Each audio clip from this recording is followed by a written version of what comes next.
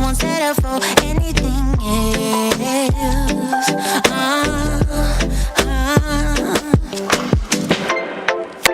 I can't keep pretending. It's not getting to me. It's never ending. Can't give you what you need. Oh no, no. You're misbehaving. Yeah, it's getting to me. It's never ending. You can give anything, so you can go, go, go. Go, go, go, go, go. Yeah, so I can focus. I just need to focus on myself. Oh, you better go, go, go. Go, go, go, go, go. Yeah, so I can focus. I just need to focus on myself. Yeah, so you can go, go, go. Go, go, go, go, go. So I can focus. I just need to focus on myself. Yeah, yeah, yeah. You better go, go, go. Go, go, go, go, go. So I can focus. I just need to focus on myself, baby, baby.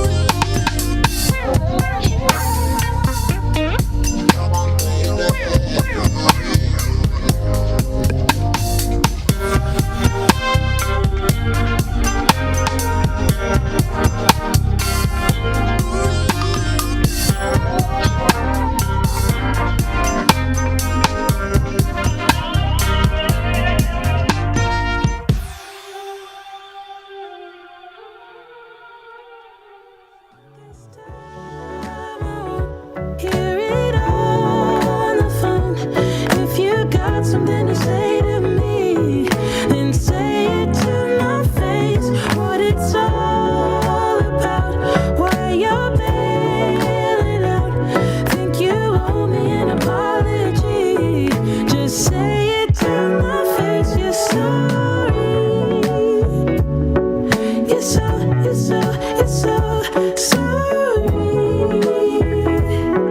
You're so sorry.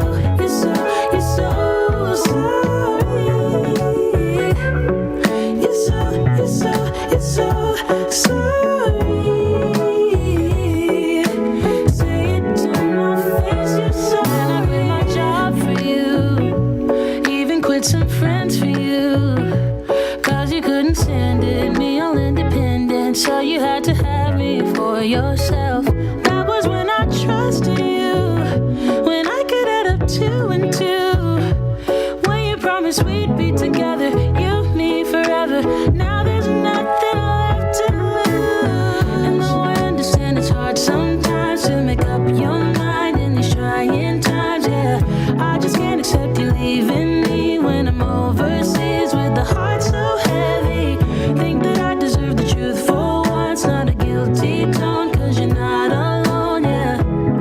You said said you wanna come home, but I know you don't. So this time I won't hear it on the phone.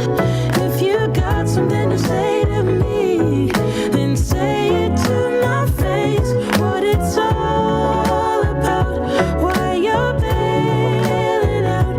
Think you owe me an apology. Just say it to my face. You're sorry. You're so sorry. You're so sorry. You're so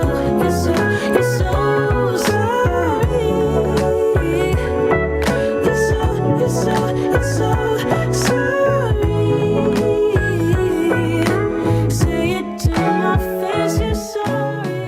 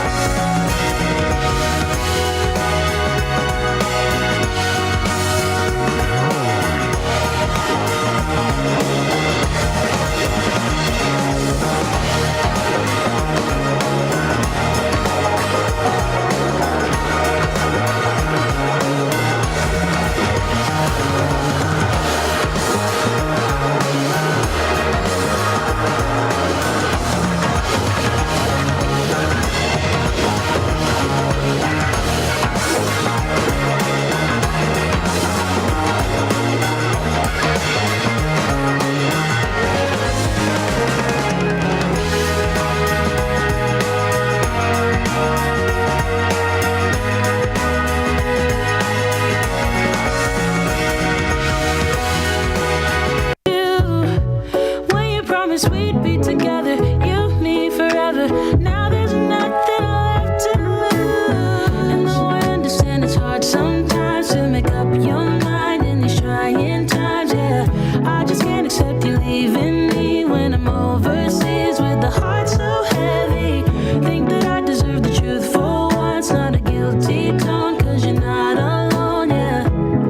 You said you wanna come home, but I know you don't. So this time I won't hear it on the phone. If you got something to say to me, then say it to my face. What it's all about,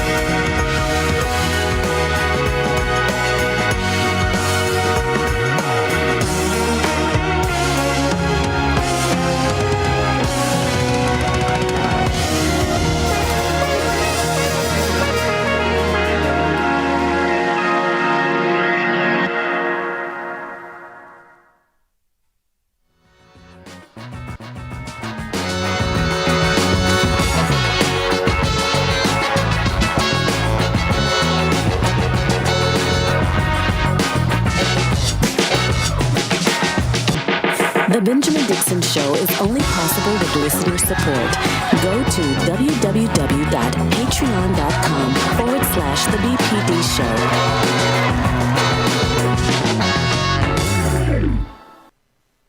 Today is Tuesday, November 23rd, 2021. A caller yesterday asked the question, how far can the depravity of white supremacy go? And we saw in the trial, in the closing statements in the Ahmaud Arbery trial, exactly that there is no depth to their depravity.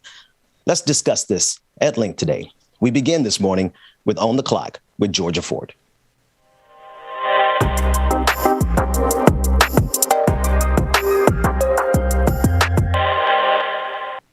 We are following developments this morning from Prior Lake, Savage, Minnesota.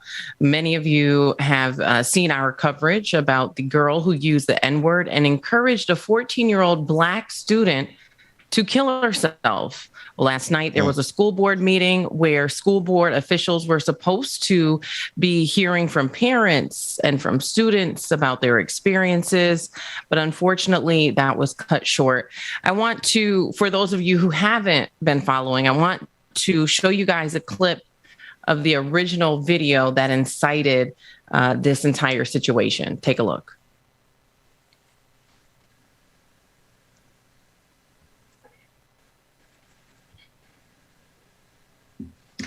And whether or not we have that clip this morning. Hundreds of students gathered outside Prior Lake High School Thursday afternoon to demand that this student be expelled for her racist remarks. You dark ass nigger. Dark ass chocolate bar. Get the fuck out of here. No, I'm trying to fucking get anybody because nobody likes niggers. No one likes niggers. And if you watch the full 1-minute video, you'll notice her racial slurs escalate into this. Fucking kill yourself right this time. Do it fucking right. Please, cut deep enough. Cut deep enough this time. Please, or fucking tie the rope higher. Like, what the fuck, bro? The girl who was being attacked in the video was 14-year-old Naya, who spoke up during the protest. I have had to deal with racism in my city for as long as I can remember. It's disgusting. It needs to stop. Now. And I am so thankful for every single one of you for showing up. Yes. Love you, Naya. Yeah. I love y'all so much. Thank you so much. Y'all understand how much this means to me, my family. This is where we can create real change. Yes. This happens here, right now. I'm so thankful. Yes. For every single one of you. Yes. We got your back. Yes. We got your back. Students were also joined by organizers and activists from the Twin Cities. Y'all got a teacher named Sarah Bernard?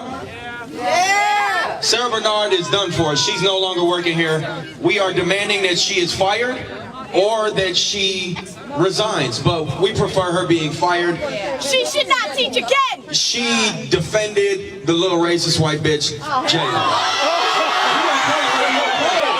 That's what it is. If you 12 and And so, Lavish, the organizer that we just saw there at the end, was also present at the school board meeting, Ben. And we have him on this morning, along with his partner, Courtney, who was both present at that press conference and the school board meeting last night. Thank you both so much for joining. We'll show some clips from last night's school board meeting in just a moment. But since we have you here, can you talk about why this is an issue that both of you have decided to spend so much time and resources on? Yeah, personally, it just blew my mind when I first saw the video. And what really shocked me was that it's not a one-time occurrence by any means. This type of thing happens almost daily, not only at Prior Lake High School, but surrounding suburban high schools. So once we really talked to just one of the students, we started getting literally hundreds of different testimonies and experiences that these students were having that were so similar to what Naya went through. And, obviously hearing what Jalen had to say really hurt all of us. But it's such a bigger problem. It's not just one person. It's not just one school. all these racist institutions are creating this problem at a young age. So I remember when I was in high school, I got suspended 36 times my senior year, even though I had been accepted to better colleges than a lot of my fellow students. And there was only one black teacher, and nobody was there advocating for me until we had Dr. Stevens, and she actually saved me from being expelled. Oops, lost me. So I just want to be somebody that I needed for somebody else, really. That's right. That's right. Absolutely. And Courtney, I know you've spent a lot of time speaking with the students, collecting their stories and documenting their stories, which is really important because, as you guys will see in a few minutes, the school board was not really open to hearing from parents and students about their experiences outside of just this one video. But you've been listening to the students, you've been listening to the parents, and you've actually been keeping a record of their encounters with teachers or other racist students.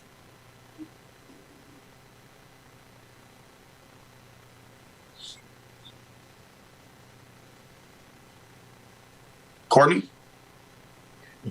I'm sorry. I was just having a little trouble here in Georgia. Okay. Oh, okay. Yeah, I was just asking you about the documentation that you've been doing. Yeah. So hundreds of kids have reached out to me, just telling me their story, feeling so grateful that they have finally had a platform for someone to just listen to them. So I have compiled hundreds of stories of teachers saying the N-word, multiple students. It goes back to 2012 when I graduated high school. Like, it's a reoccurring problem that no one has cared to address. And the only reason they care to address this one is because it went viral. I have over 30 videos, kids in KKK uniforms. It's absolutely absurd. And if we can, Ben and I'd love to have you chime in on this. But I do want people to see what happened at that school board meeting last night. Folks were very hopeful that they were going to be able to bring their concerns to the superintendent, who is in a position to definitely make some decisions here, right? But what we saw is after about 5, maybe 6 comments at the most, the school board shut down the listening session. They refused to hear from anybody else. And if we can go ahead and roll that clip from last night so our viewers can see what happened. There is silence, and there is no action has been taken into this situation. So what I have is for the district is a questions. What did you guys do when this problem happened in the middle school? Well, that is all of our speakers this evening. No, you got another speaker. You have another speaker. I do not, and I can. This room has another speaker. You can knock that hammer all you want. Follow protocol. No, but he has the right to speak. I have the right. You are here to listen to the community, so you have the right to speak. I was going to enter this room with a bullhorn, and I wasn't going to listen to anything you had to say. I understand, and we have policies and procedures. And I may not have been invited to speak. I'm going to ask you to be clear. And I'll gladly take more than 3 minutes. All right. I'm going to call it. I may not speak as eloquently as the previous speakers, but you will hear me. I heard hundreds of stories from these children, Amy. And I'm not here to talk about equity or equality and diversity. I'm here to demand that the school takes accountability. Demand that the school takes accountability.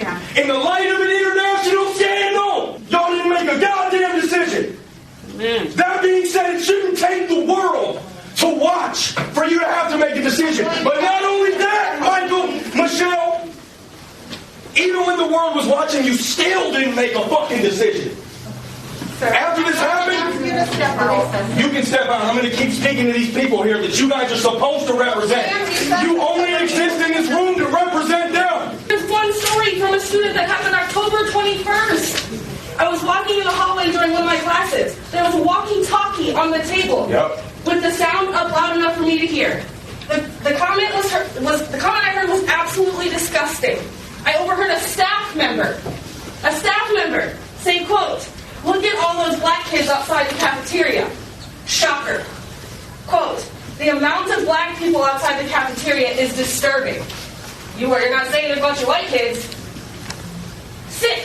That's from That's the your staff. staff. That's from the staff. That's one from just your staff. I have hundreds.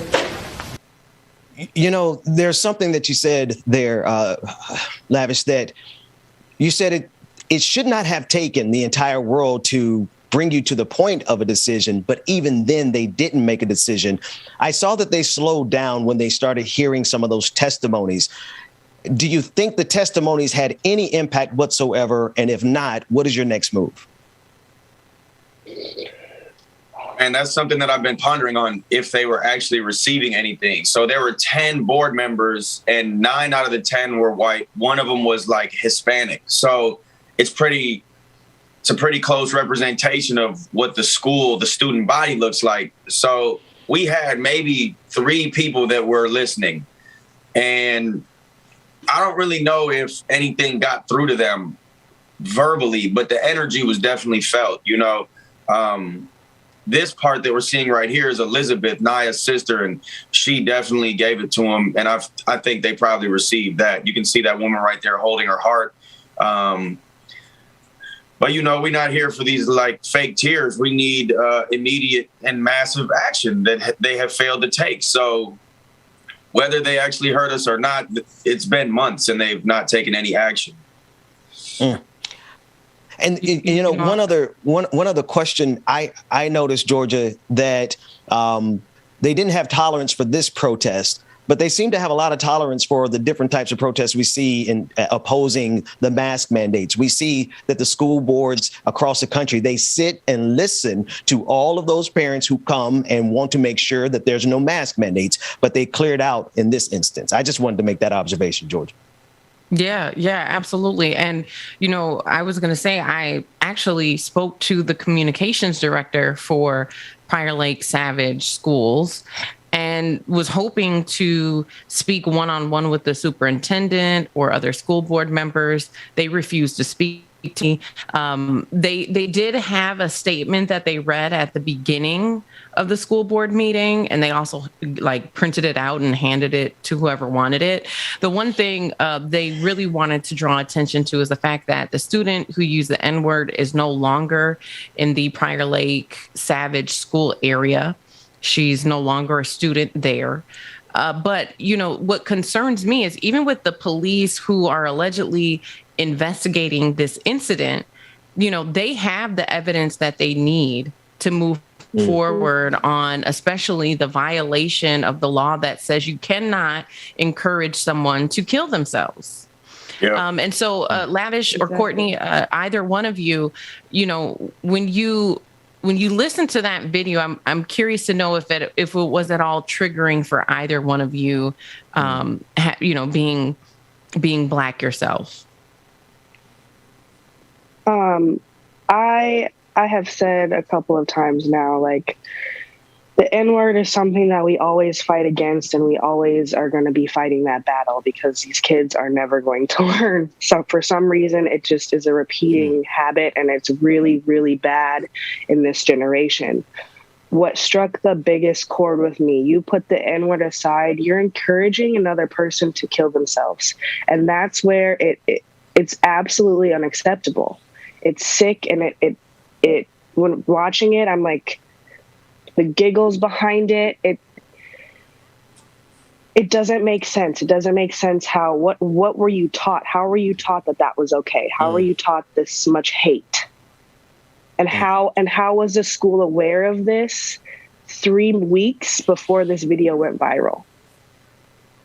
And still let this go on. The only reason they did anything was because it went viral. If this never went viral, I guarantee you it would have been pushed under the rug and it would have been no problem. So for these Black kids at school, how is this a safe environment for them? It doesn't make sense. And I'm thinking if this is the nature of, it's almost like a Disney Mickey Mouse clubhouse, adorable Nazi kind of racism. I wonder what the rest of it looks like. What is the toxic masculinity version of this racism that the people are facing? Because to me, if this is the baseline, it only gets worse from here. Absolutely. Yeah, the sexual assault, I've gotten so many stories. The sexual assault, the Islamophobia, it's through the roof at these schools. Wow. Yeah. And you also talked about a situation with the cars in the parking lot. And can you elaborate on that? I know it kind of got loud. They called the police in at one point. Can you expound on what that culture is in the parking lot and how students are affected by those issues there? Yeah, we can paint a picture real quick. Lavish got on live and a bunch of kids attested to this, and I got a bunch of messages from kids about it. It's something that they called truck row. And all these kids had their Confederate flags, their Trump 2020 flags during the election, their Don't Tread on Me flags that hung on the back of their truck. And they all thought they were just this big bad gang that had their own row in the parking lot. So leading up to the election, they would, get all rowdy and after school and whatnot. And if you parked in their row, if you by chance didn't know, or you were like, I'm going to park here for the day, there was a kid that had a tow truck, and he would either tow your car would get peed on and vandalized. Wow. So, and all of the staff knew about it. They all knew. They just let it happen. They had moments in school where they paused and had to pray for Trump. Like, this is they've created this environment. Wow. They stopped and prayed for Trump, but did nothing about students urinating on vehicles and towing them illegally. Wow, Georgia. Wow. Yeah. Yeah. Well, I was taken aback and to think, Courtney, you walked into that school board meeting with a very thick stack of papers documenting hundreds of experiences. And even that day when we were standing outside of Prior Lake High School, we heard from dozens of students, even from other schools nearby, that have had these experiences. Could you share with us maybe one of the most surprising encounters or experiences that either a student or a former student has shared with you all, and maybe talk about whether or not it was addressed? I guess one of them that really hit a chord, there was a couple that hit a chord with me, and one of them I read yesterday, but this other one was about this girl who was a freshman, and her mom called and said, hey, she's recently been sexually assaulted. You have to just take it easy. Like, you got to understand what she's going through, told her story. And the day she showed up at school, all the kids knew about it. And they were bullying her for it and blasting her for it. And she went to the office and the school counselor and was like asking and pleading for help. And the principal at the time, which is not the current principal, but there was a principal at the time. So just to give you a playbook of how this has just repeatedly gone on, told her that she was making it up and she needed to get over it and like dry up her tears. And she's messaging me as she graduated in 2007, and she's messaging me and I'm like, you are so strong, you are so powerful and all these things. And she was like, every day I live with it. It's something that these people don't grow out of. So these school systems need to understand, like, you don't just go home and it's done. You don't just turn 30 and it's over. You relive these things every day, and you have to wake up and make a conscious acknowledgement to keep moving forward. It impacts them. And honestly, that one hit very hard, and it was never addressed. No one ever heard about it. She just had to she's like, I just had to ride the wave until it was the next something else happened that took the attention off of me. Yeah. Wow. Well, thank you for the work that you all are doing. Before you go, you said Elizabeth is Naya's sister, correct? Yeah. So I want and she's still a Prior Lake High School student. Yeah, I want to share the clip of Elizabeth. She was really emotional, disappointed that the school board was not willing to hear the stories of other students so that they could realize this is not an isolated incident. This is not something that has just occurred one time. This is not something that's just occurring, Courtney, to your point, under the current administration of the principal who is in charge right now. This is something that has happened to former students of this high school. This is something that's happening district-wide in other schools, and you guys have documentation of that. You were trying to go through the correct process by presenting it last night. That was shut down. Lavish and Courtney, as we saw, you were both frustrated, but also let's remember who is at the center of all of this. 14-year-old Naya, who received these violent, racist, hateful attacks online, and her family's been impacted. Her sister, who's a student, also has been impacted. So I want you guys to take a look at Naya's sister yesterday when she realized the school board came back in not to listen, but just to let people know that they were adjourning the meeting and then they were leaving back out. Take a look. Walking out on kids, y'all should be ashamed of yourselves. And you might just get to walk out. Well, every day we have to struggle. And you can just walk out of the room and not listen to what we go through. You all are white.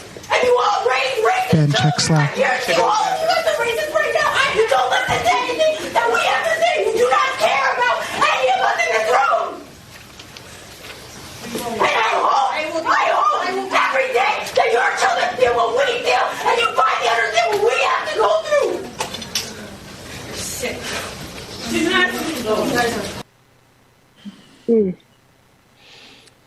Yeah, and it's so, as we get ready to wrap up here, it was emotional just to be there with you all last night. You mentioned that you're going to be meeting potentially with the governor and looking to present some laws. Can you share more about what you hope to do next? Yeah, so there's already an anti-bullying clause in Congress. It's federal. However, apparently these schools aren't aware of it. But we want to add in a racial component where you don't just get held accountable and you get suspended or there's expulsion, but there's also potential criminal charges behind that. You can't move on with the status quo. You can't go ahead and get accepted to college. You can't get a regular job or things like that. Maybe you have to do 100 hours of community service or you got to go to a program, something along those lines. But there definitely needs to be a racial component because there already is a bullying aspect, as you mentioned previously. So adding that in, I think, would be critical for sure. I think and it's also if you could, yeah, thank you. No, I just think also they're trying to get in this doxing because Naya's address was leaked. Naya's address was leaked by another student at the school, and there was nothing. There was absolutely nothing about it. You have the kids now unsafe in school, and then you go home and their addresses are leaked. And clearly, this is a very racist town. So one, it's just not safe, and so we're trying to put that in through as well because you're leaking the addresses of minors.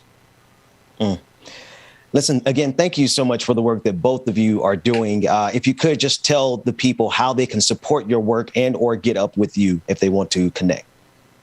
Yo, Georgia, Benjamin, thank you guys so much. Grateful for what you guys are doing. Absolutely as well. Appreciate you. It's love.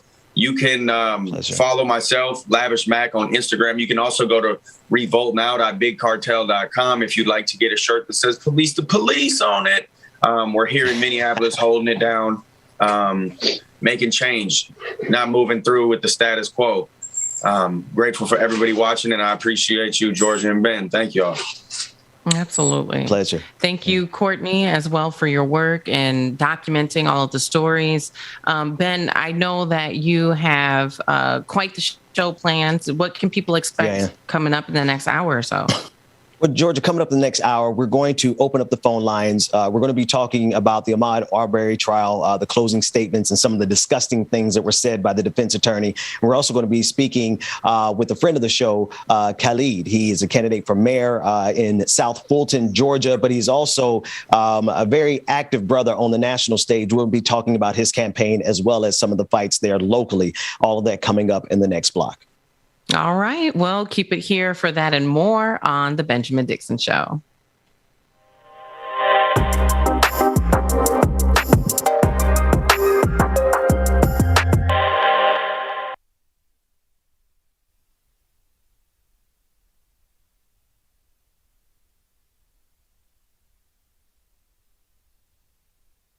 Me, but I'm still fly, I know. I'm still fly, let's go. It could all be worse, I could be a hater like you. Good morning, people, good morning. It's your boy James, but that poison's gonna kill you. In the building.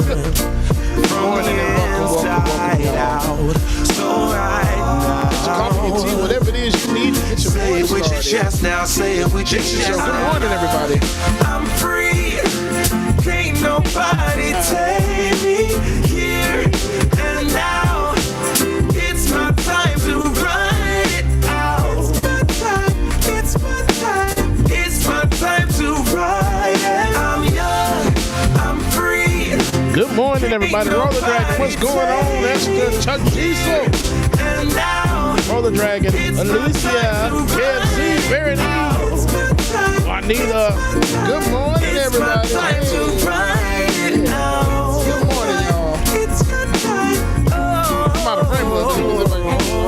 Cheers to all the haters, cause you proved to me that rising to the top was my destiny. And you can see whatever from behind me, Mark S, but good morning. I still fly. What's going on? Silk City. Nicole, how good morning, y'all. Diesel. I'm still fly. Let's Sam, go. Good morning. It could all be worse. I could be a hater like you. Working on my shoulder. Good morning. Hey, Miss Sophia. Good morning, Sophia. Hollywood, good morning. It's time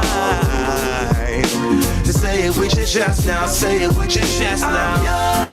Jeremiah Schaefer, good morning. Demi Yamamama.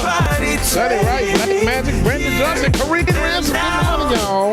It's my time to run it out.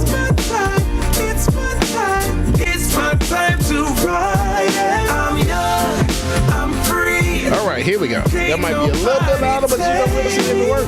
Here and now. Good morning, Big Dreams, good morning. It's my time to ride it out. It's your time. Oh, if you're on the bus, say yeah. Iris Jones, good morning. If you're on the train, say yeah. Yeah. If you gotta walk, say yeah. Yeah. Everybody's going somewhere. Yeah. Young or old, I really don't care. Yeah. Life has never really been fair. Yeah. So put your fist up in the air. Yeah. Say yeah. I'm young, I'm free. Can't nobody take me here and now. It's my time to run it out. It's my time to ride it. I'm young, I'm free. Can't nobody take me here and now. It's my time to run it out. Pixie on the moon, good morning. Marjorie. It's my time. Good morning. Barbara, good morning. It's your time. Courtney the SLP, good morning to you.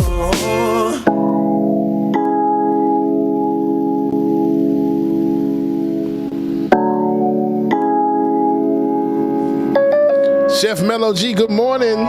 Okay, sorry is a sorry does. She just wanna cut up in the Tiger, what's going on, Tiger? Good morning to you. I don't wanna see it from your eyes unless it's Cartier. Berman Love Life, good morning. She said you ain't playing fair. Nah, I ain't playing fair. Nah, I ain't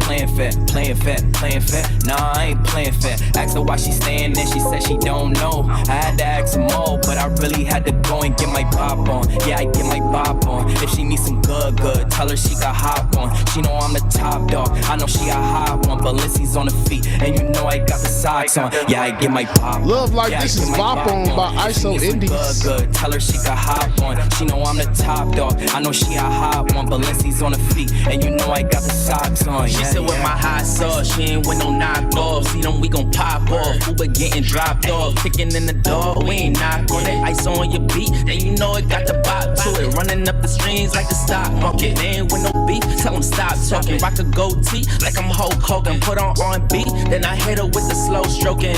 Ooh.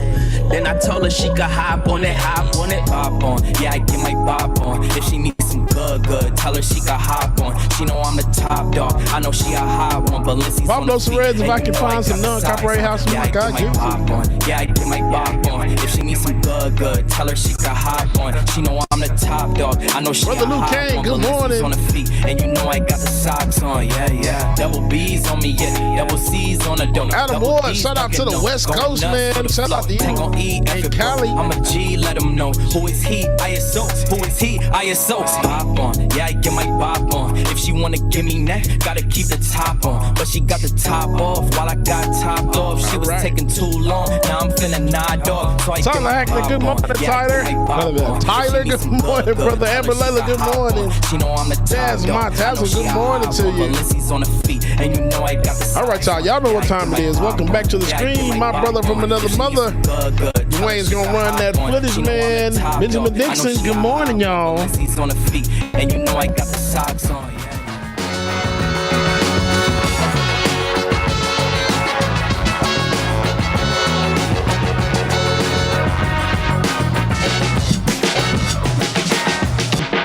The Benjamin Dixon Show is only possible with listener support.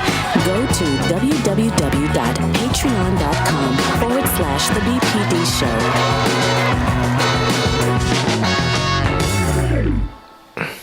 Welcome back. Welcome back, everybody. It is Tuesday, November 23rd, 2021. Thanks so much for joining us. As always, I'm joined by my brother from another mother, DJ Exclusive. How's it going, man? Pretty good. So how you doing this morning, brother Benjamin? Man, I was doing good. I'm still doing good, but I just want to take a minute and recognize the daughter of Malcolm X, who passed away. They found her in her apartment, Malik Shabazz. I'm sure I'm not pronouncing her first name properly, but we do want to pause and reflect. She was 55 years old, and all of the information that we have so far says that there's no foul play. That's a family that's been hurt. You got to keep in mind that I believe that she was one of two twins that Malcolm's widow was pregnant with at the time of his assassination. I'm bringing that from memory. I could have that detail wrong, but regardless of that particular detail, the daughter of Malcolm X died at the age of 55, and they're still investigating the causes of that death. So, but, you know, other than that, I'm good, man. How you doing? I'm good, brother. He's trying to juxtapose, and I know, Ben. I know, brother. There was nowhere to go after that. There was nowhere to go. It was nowhere to go. But you know, man, and you know that family has fought long and hard. And I know something else just came out recently about Malcolm X in that case. So I know it's been a lot going on. It has been a lot going on, and I'm sure. And I'm sure that stress probably it got to her. I'm sure that's what it is. I'm sure. And just rest in peace and solidarity to the family. Yeah, no, absolutely. And thank you for reminding me. We were just discussing this. The producer and I were discussing this yesterday, and not knowing that this would be the occasion that we would finally get a chance to talk about the two men who have been convicted of assassinating Malcolm X were exonerated. And this is years after the fact. And for decades, man, we all believed very clearly that there was something more that happened there. But to see that investigation finally come to fruition and just shows you also how easy it is for this system to blame something on Black people, even when it is guilty itself. It is just a testament to what this system has always done. So that family has gone through a lot, and we're going to be sending up prayers and sending love, and like you said, solidarity over there to them. So, let's make it worse. Do we have the clip of that defense attorney from the Ahmaud Arbery case? It's a short clip. And I don't even have her name yet. David, if you could give me her name. But this is the defense attorney in the closing statements yesterday. And I tell you, James, there's no depth to what these devils, and I make no qualms about calling them devils at this point, because when you hear how she vilifies the deceased, how she vilifies Ahmaud Arbery in this moment, all the way down to his dirty toes. The clip's I not want just- America to listen. Go ahead, David. The clip that we have is a little bit more compiled, so it's the defense in general. That clip is in there, but it's a little bit longer than what you saw. Okay. Well, listen to how evil all of them are. Run the clip. Yeah, right. B4. Defense lawyers told jurors that this killing was self-defense because when they look at this same disturbing cell phone video, they see the victim trying to overpower their client and take his gun. And so he's done what he thinks the law allows him to do, which is to try to de-escalate that approach by showing force. All we can guess about the young man is that his teenage years were full of promise, but his early 20s just led him in the wrong direction. Turning Ahmaud Arbery into a victim after the choices that he made does not reflect the reality of what brought Ahmaud Arbery to Satilla Shores in his khaki shorts with no socks to cover his long, dirty toenails. Greg and Travis didn't have to do anything on February 23rd, and the fear and the frustration of this neighborhood would continue. There was no legitimate reason for Ahmaud Arbery to be plundering through Larry English's house those 4 nights. Ahmaud didn't live there, he didn't work there, he didn't have friends there, he didn't jog through that neighborhood. He was a recurring nighttime intruder. Prosecutors continue the second part of their closing arguments tomorrow morning. Then the judge will give the jury instructions, and then the jury will deliberate. Sometimes it's, David, do me a favor, go to my timeline and get the short version of it, because sometimes it gets lost in the mix. I need the people to hear, again, and very clearly and very specifically, how she vilified this man down to his toes. Now, I heard it there, but there was a lot going on in that clip. And it does show you the breadth and the depth of, and we'll run it later, because we are going to get ready to talk. And James, we're going to be speaking momentarily with Brother Khalid. He is a friend of the show, and we'll be speaking about the race that he's in. And so we'll get back to this, and we're going to talk to callers. The phone lines will be open momentarily, but I just wanted the people to really get a good idea of the depravity that we're dealing with here, James. These people, they really have no limit to how they'll dehumanize us. They really don't, Ben. It puts us back in the mind frame of George Floyd's case. Same thing they did with him. They're going to try to vilify Ahmaud Arbery in every kind of way. And they don't care what they say. They just want to know, they just know that they just want to win. Yeah. At any means necessary. By any means necessary. Did you see what just happened there, brother? You see, we just both did the same note at the same time. See, that's what I love about doing this work.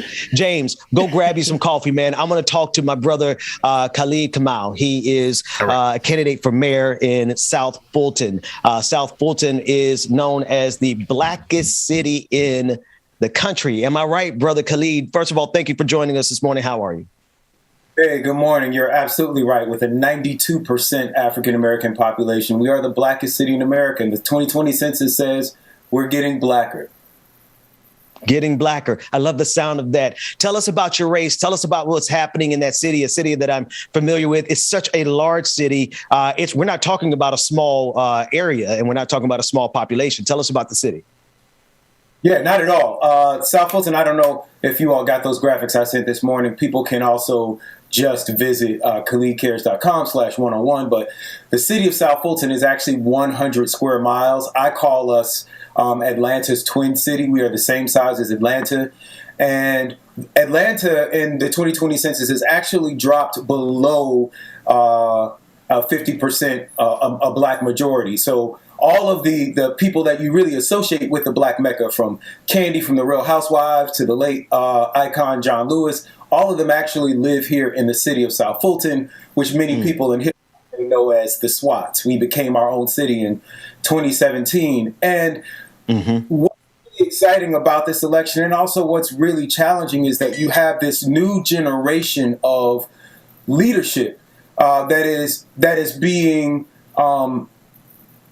you have these old black leaders who at one time, right, were good leaders. They actually wrestled power from racist power structures in the 70s and 80s, but now are blocking the passing of the baton to this next generation of leadership. We have India Walton in Buffalo, New York. We know that they tried to do it in Birmingham with Randall Woodfin, but he was successful. And I believe that myself and Andre Dickens, who's also running against a 20-year incumbent in Twin City, Atlanta next door, that he and I will both be successful as Generation X. Yeah. Let me ask you specifically, as black as South Fulton is, and it is a large city, and I've driven through it quite a few times, I know it well, I also see Amazon taking over. I also see warehouses everywhere. I also see it's like it's losing that community feeling, and it seems like a big portion of it is being sold off to corporations. Talk about that for us. Yes. So again, we talk about these leaders that have been in power for too long. In South Fulton, we are next to the world's busiest airport, Hartsfield-Jackson, and we are the county, before we became a city, and it's one of the reasons that we became a city, the county decided that our area was going to be the warehouse district, that our area was going to be the logistics and environmental hazards district, which is what happens right in the south side of a lot of communities in America, from the South Bronx to Southeast, South LA, South Chicago. You know, we don't get hospitals, we get warehouses and waste treatment plants and things like that. Nope. I got to interject because since I don't live there, I used to live in South Fulton. I don't live there anymore. So now I can comfortably talk about it because, brother, they don't have hospitals. We had to drive 30 minutes to get to a hospital, but there's 30 dozen warehouses where I used to live. Man, please continue, because that is an epidemic and it's happening in black cities all across this country. Please. I'm sorry. I digress.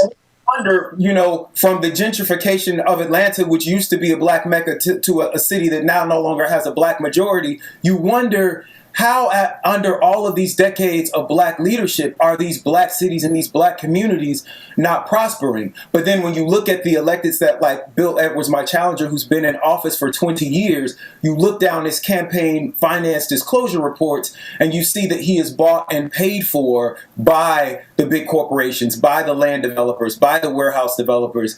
And then you look at his voting record and you find out that he actually approved many of these warehouses and many of these deals. He annexed a huge chunk of the city, what would be the city of South Fulton, to Union City to build warehouses, for which that mayor gave him the key to the city. So you see this black elite that used to work on behalf of black people, but now seems to be working on behalf of themselves and their families and their own personal wealth, and not for our people.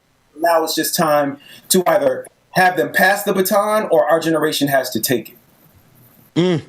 Either have to pass the baton or our generation has to take it. Brother, there's a couple of other things that that I see happening that mirrors so many other cities. I've had the pleasure of living in a lot of places, right? One of the things I see that's reflective here in, not here, there in South Fulton is the same thing that I saw when I lived in Roxbury, near the Boston area, rather. And it is, right, it is the wholesale commodification of the black community. But here's where it's happening also.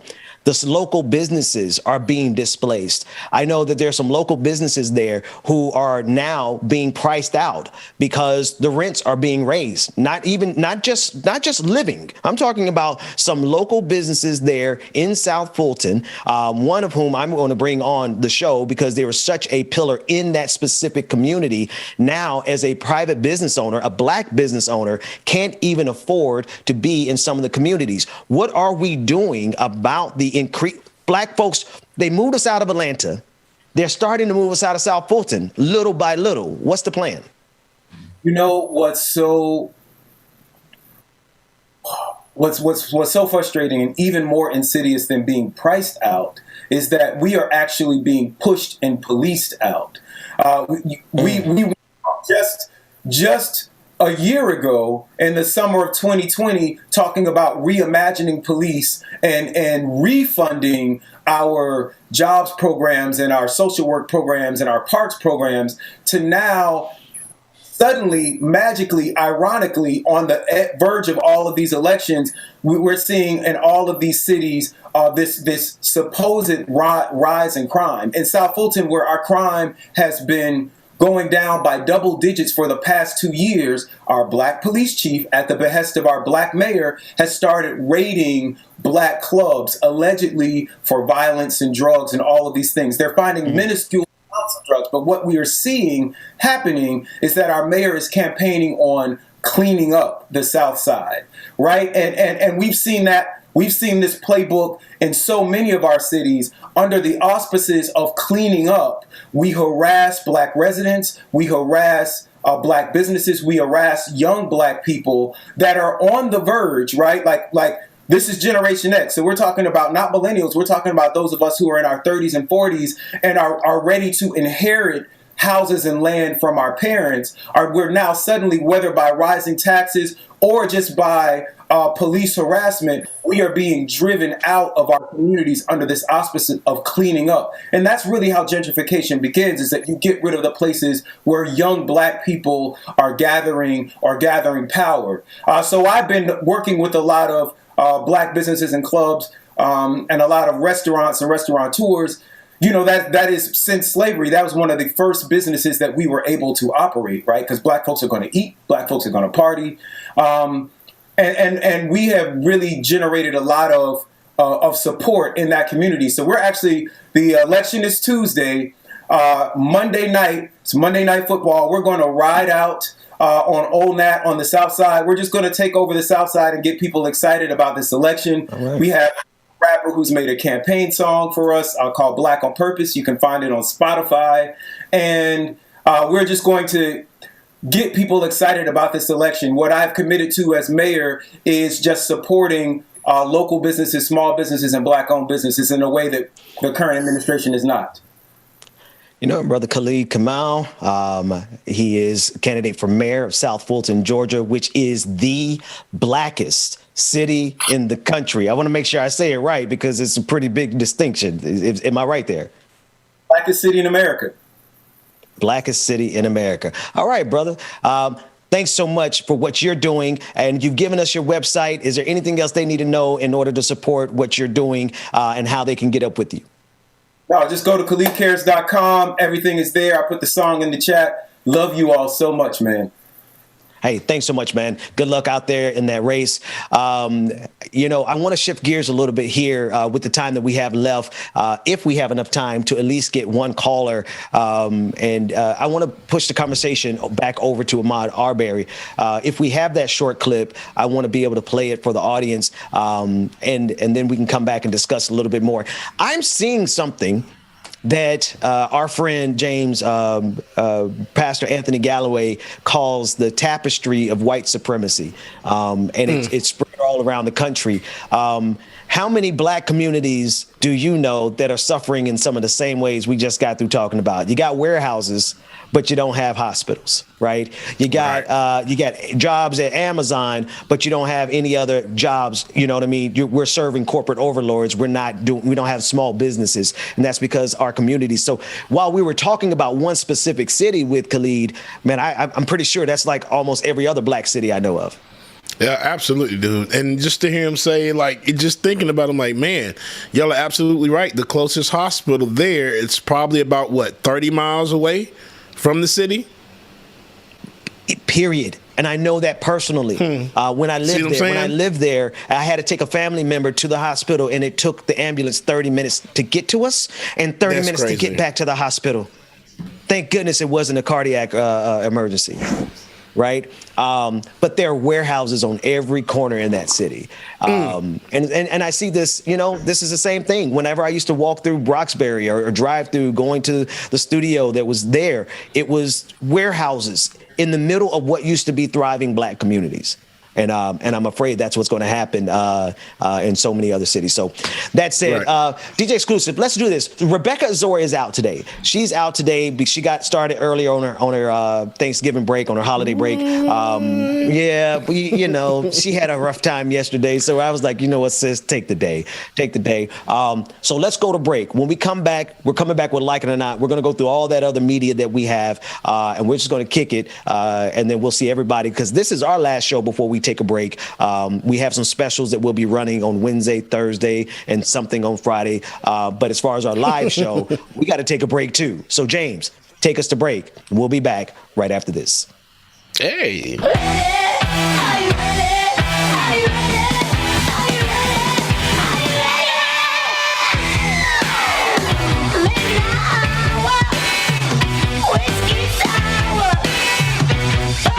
So y'all make sure that y'all stay tuned. We got Like It or Not coming up next with your boy Benjamin Dixon and myself, James Bubba Williams.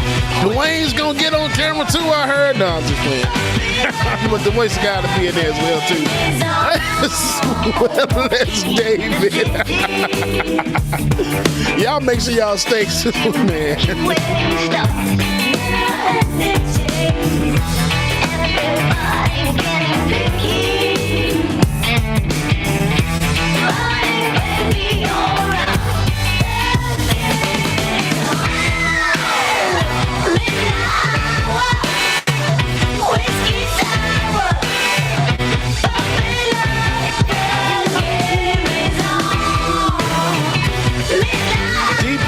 Is Midnight Hour by Yale Feldinger.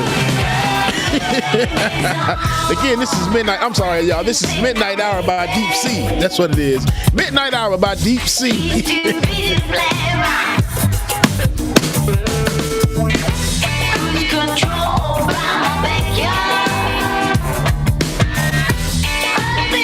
me see what I got here for this here.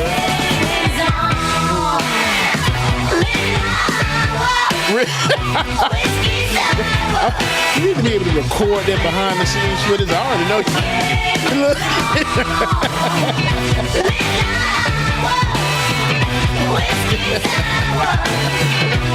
That's funny.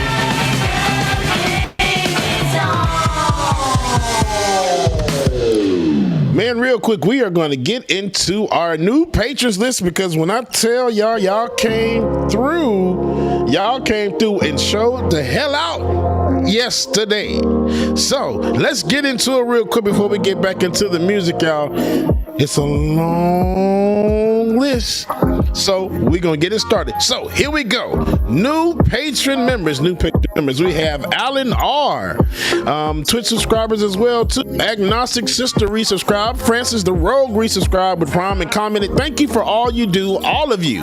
And Red Heart, we appreciate you. Rachel Letney gifted a subscription for fellow Twitch streamer $27.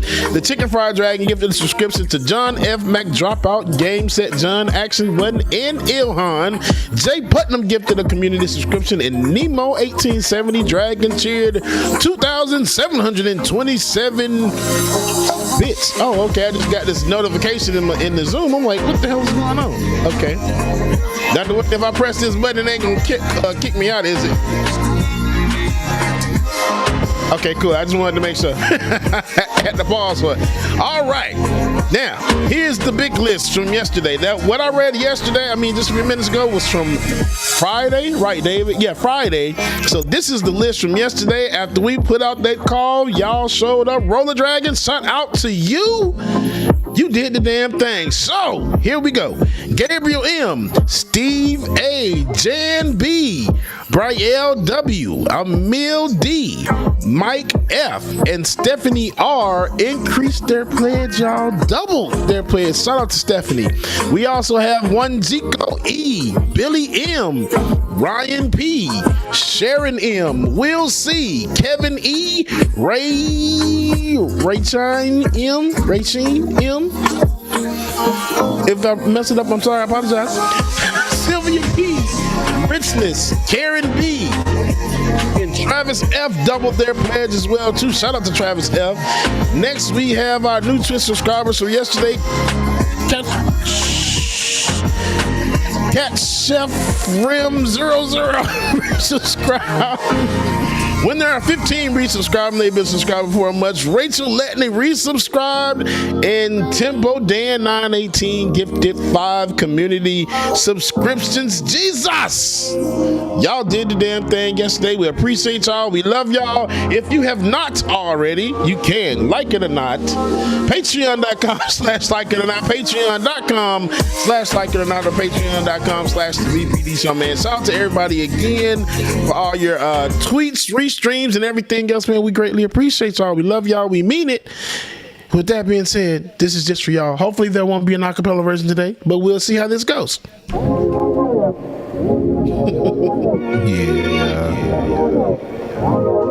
know what time it is. Good morning, y'all.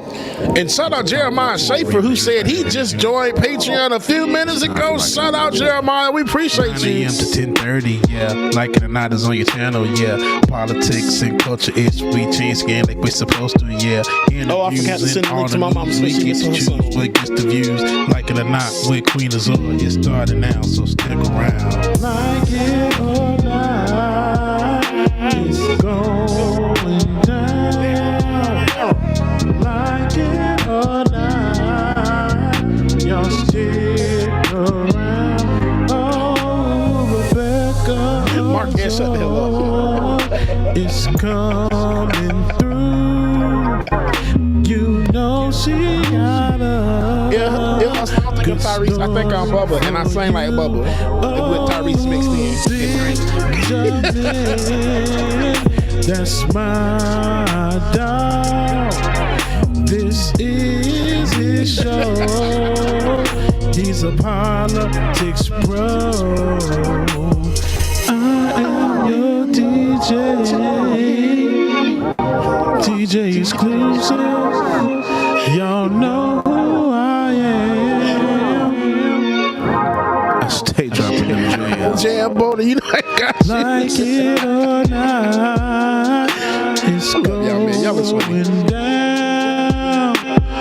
Like it or not, y'all stick around. Oh, like it or not, it's starting now. I was about to pour the coffee on it, and then I thought I might know it's hot. Like it or not, it's about to go down. Like it or not, with Benjamin Dixon, starts now.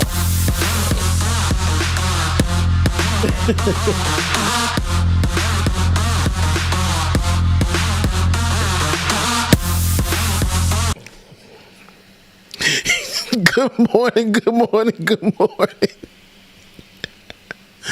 Oh, man. Look here. Good morning and welcome to Like It or Not, where we're free to tell the truth. And not care who doesn't like it. See, I almost forgot. It is Tuesday, November 25th, 2021. Thanks so much for joining us. Rebecca Azor is away taking the day, which means she's taking the rest of the week because we're not going to be here live the rest of this week. I'm just letting folks know right now. We're going to take some time off. But that doesn't mean we're not going to bring them some stuff. There will be community this week. So what are your plans for the holiday this week, man? Man, that's very funny because I was going to tell y'all today that we decided to take a last minute road trip, so we're driving down to Florida for Thanksgiving. So we're leaving after the show. I'm glad I canceled the rest of the week. It worked out. I was just like, oh, That's perfect. That's my brother. No, you don't even have to call me. I know that big ass head had that information and knowledge. He a clairvoyant over there. Look at him. Man, listen, man. No, we have something in common. We like to take breaks. I'm done with trying to prove. Dude, I used to stream every single day, a couple of hours a day by myself. So I've learned the value of taking a break. But speaking of streaming back in the day when I used to do this by myself, I believe we have a caller on the line who probably is the most original caller of all callers, because he's been calling me since 2000 and I don't know, since like 1996. He's been calling my show. Bryce is on the line. Brother Bryce, are you there? How you doing, man? Bryce. Hey, what's going on? What's going on with you guys? Y'all good? Ben, everybody. Yes, sir. Good morning to you. It's good to hear your voice, man. How you doing? I'm doing good. I want to let you guys know I'm going to get married next year. Wow. Congratulations, my man. Congratulations. You know what, Ben? Y'all plug your ears real quick, because that's worthy of a...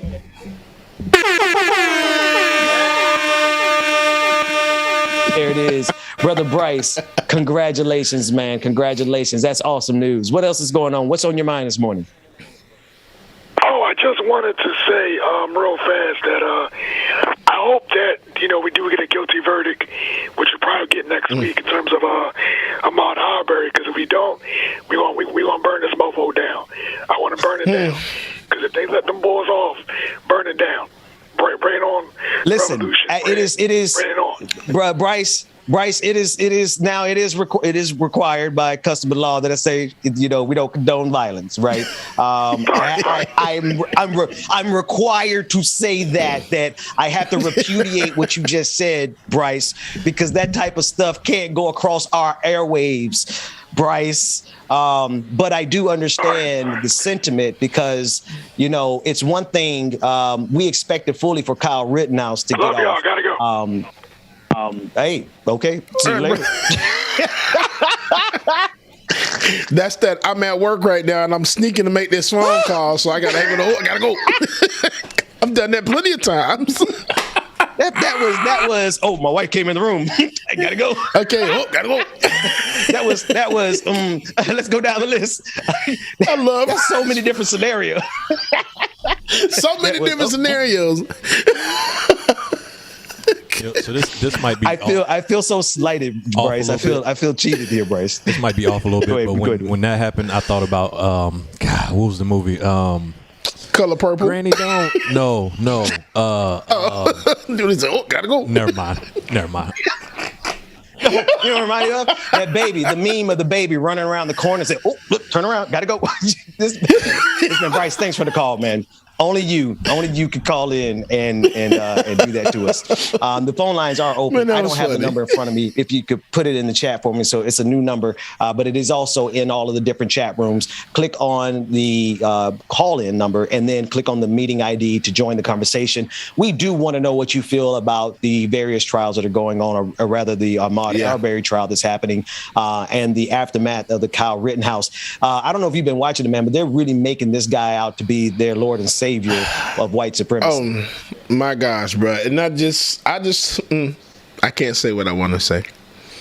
I just hope he feels very uncomfortable in public. I hope he's not ever able to show his face again in public, because he's just going to feel so uncomfortable. The eyes are going to be on him so hard. But this is going to show all those white supremacists that are going to come up and try to stick beside him. I'm like, you know what? Just be quiet. Mm-hmm. I'm not in this good old people's Beyonce's internet. Won't do it today. No, we got to wait till we at the actual physical location. Like the stuff that we will say at the club, like when we do the live show, that we won't say on the live stream. We're gonna save some of that for that, because looking at the way they lift up Kyle Rittenhouse, and then the very next week, I want to run that clip again, even if we don't have the short one. I want to run the full one of the defense attorneys in their closing statements, because, you got to be a certain kind of evil to go as far as they went. There's one thing to provide for your defendant, your client, a robust defense. We all expect for you to do that. But what these attorneys did was they reveled in the bile of white supremacy as their get out of jail free card for their murderous clients. Let's take a listen to the clip. In the wrong direction.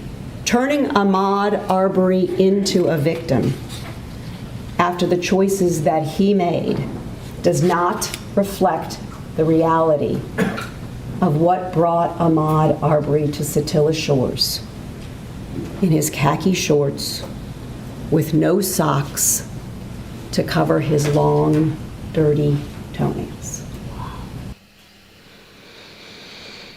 The mother of Ahmaud Arbery said she stormed out and she said, I got to get away from this effing evil S-H-I-T.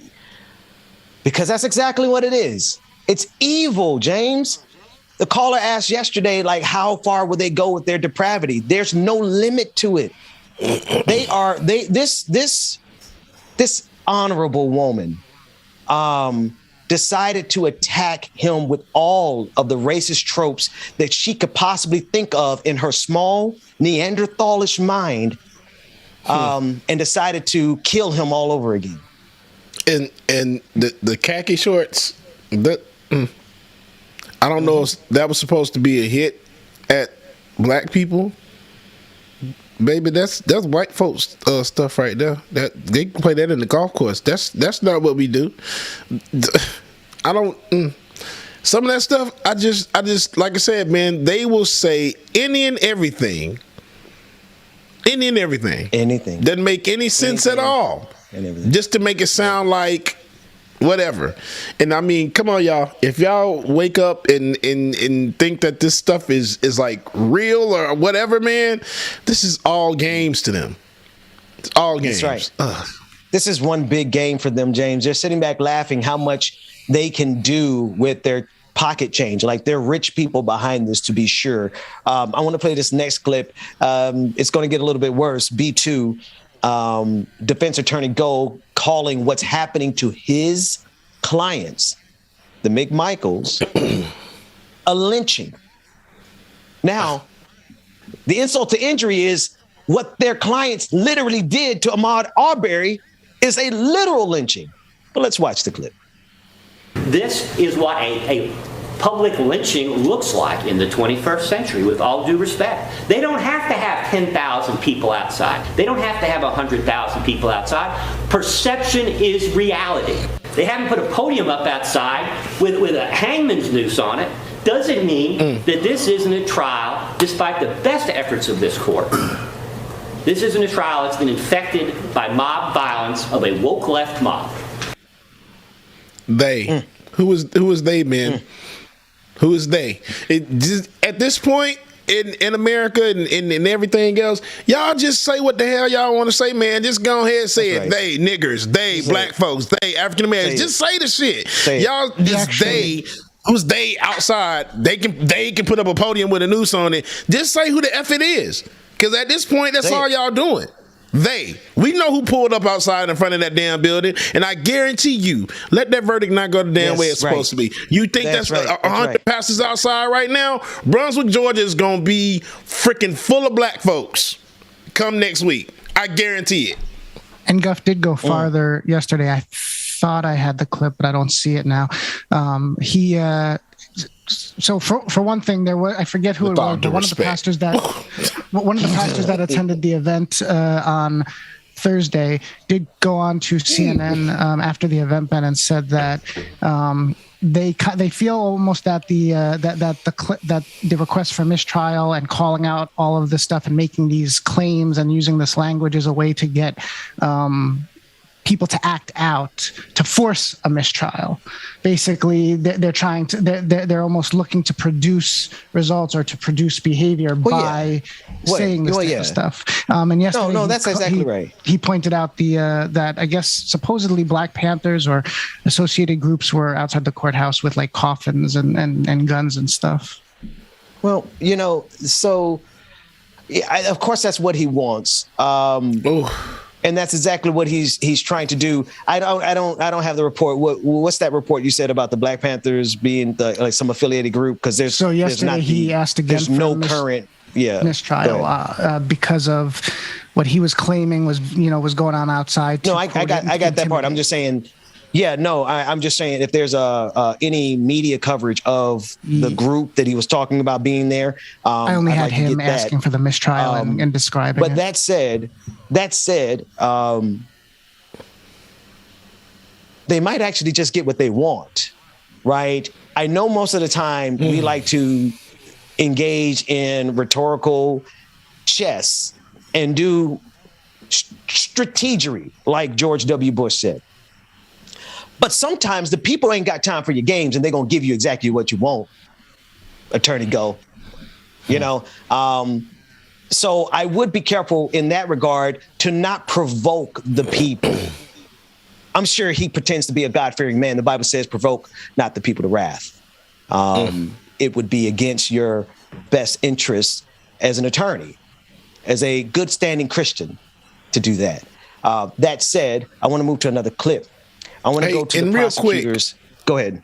Do you see how uncomfortable this judge is? Like when he starts talking, I don't know if y'all paid attention to that. The judge just looks so uncomfortable up there with him saying all of this stuff. He's just like oh my gosh. He's fed up with him. He's been on. Yeah, he's fed up with him. Because it's all a part of the game. You have to understand, like, this guy, Go, is not the real defense attorney. He's not. The other attorneys that are around him, they're the defense attorneys. He's the dog. And this is not to make the other defense attorneys any better, right? Because we just got through hearing from them. We hear how insidious they all are. They're all drenched in white supremacy. They're all savage barbarians. They have no compunction about killing a person twice in order to get their clients off. And again, I understand a robust defense, but she's reveling. She's enjoying this. She's been waiting to say this kind of evil, vile, sadistic shit about black people. Right. I'll pay that $100. Here we go. Let's get to the prosecutor's closing statement. Day one prosecutor's closing statement in the Ahmaud Arbery trial. Let's take a look at that.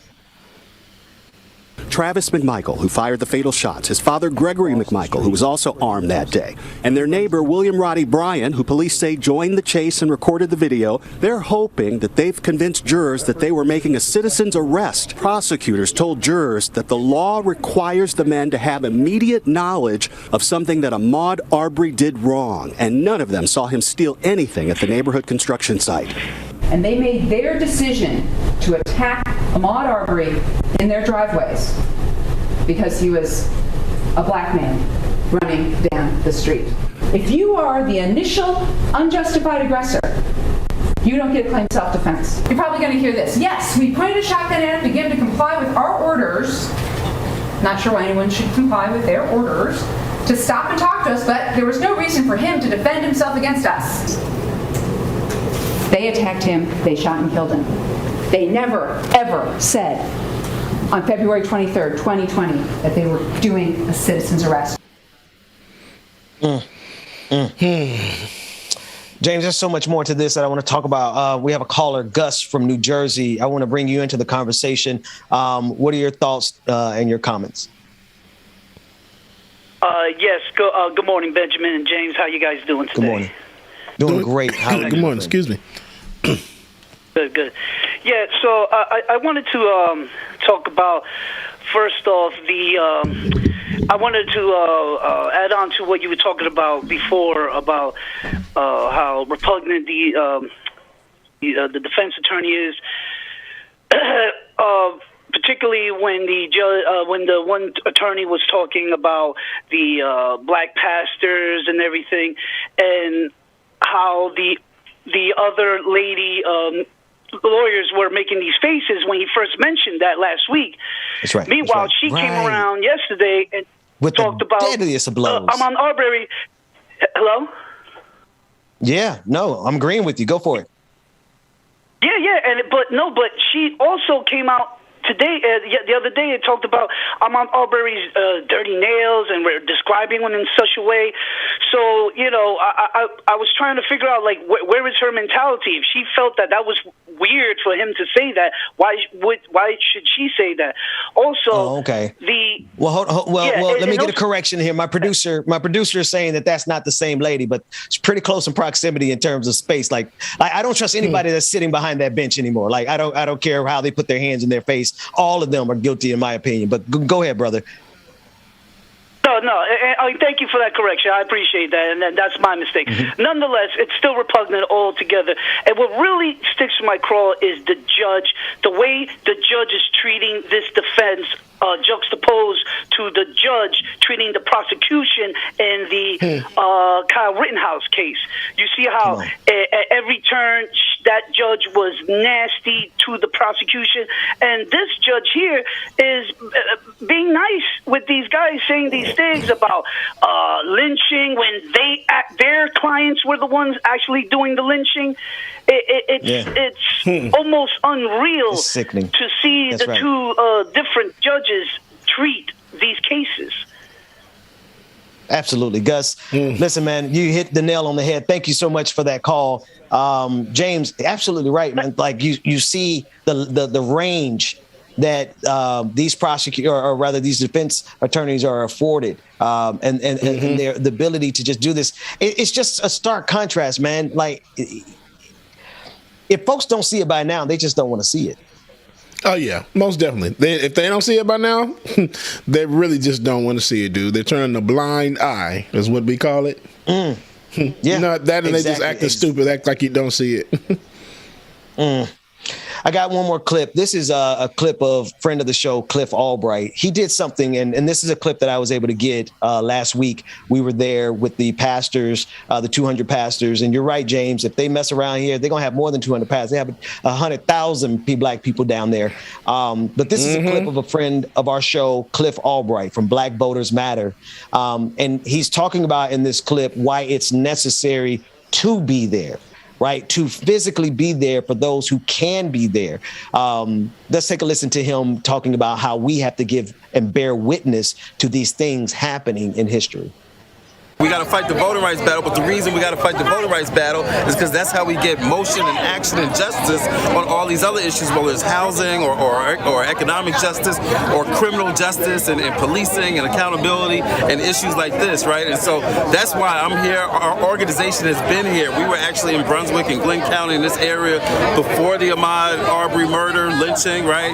We've been here since that time, supporting the families, supporting the local organizations here, supporting the GOTV efforts, supporting the effort that ultimately got out the DA, Jackie Johnson, and made her lose her job, right? We told her, you about to lose her job, and sure enough, by the time the election was over, that's what happened. So we've been doing this work because that's what movement looks like, right? We got to be here for this issue and this trial and what's happening during these weeks. We're about getting justice in this trial, but also getting justice on all the other issues that this community is facing. A lot of people don't know they got a mayor's race going on right now. Issues around Confederate monuments and housing and streets and all of that is on the ballot right now. If you really want to support this community, we need to be present for this trial because we got to bear witness, right? You got to be present to tell the story around what's happening, because if you don't tell the story, then nobody can appreciate the miracle that happens, right? Every time the defense attorneys points out transformative justice or black pastors, right, or files a motion, they filed about 7 different motions just to get rid of Barbara and Darryl from being out here. Every time the defense spends some time talking about them bearing witness, guess what?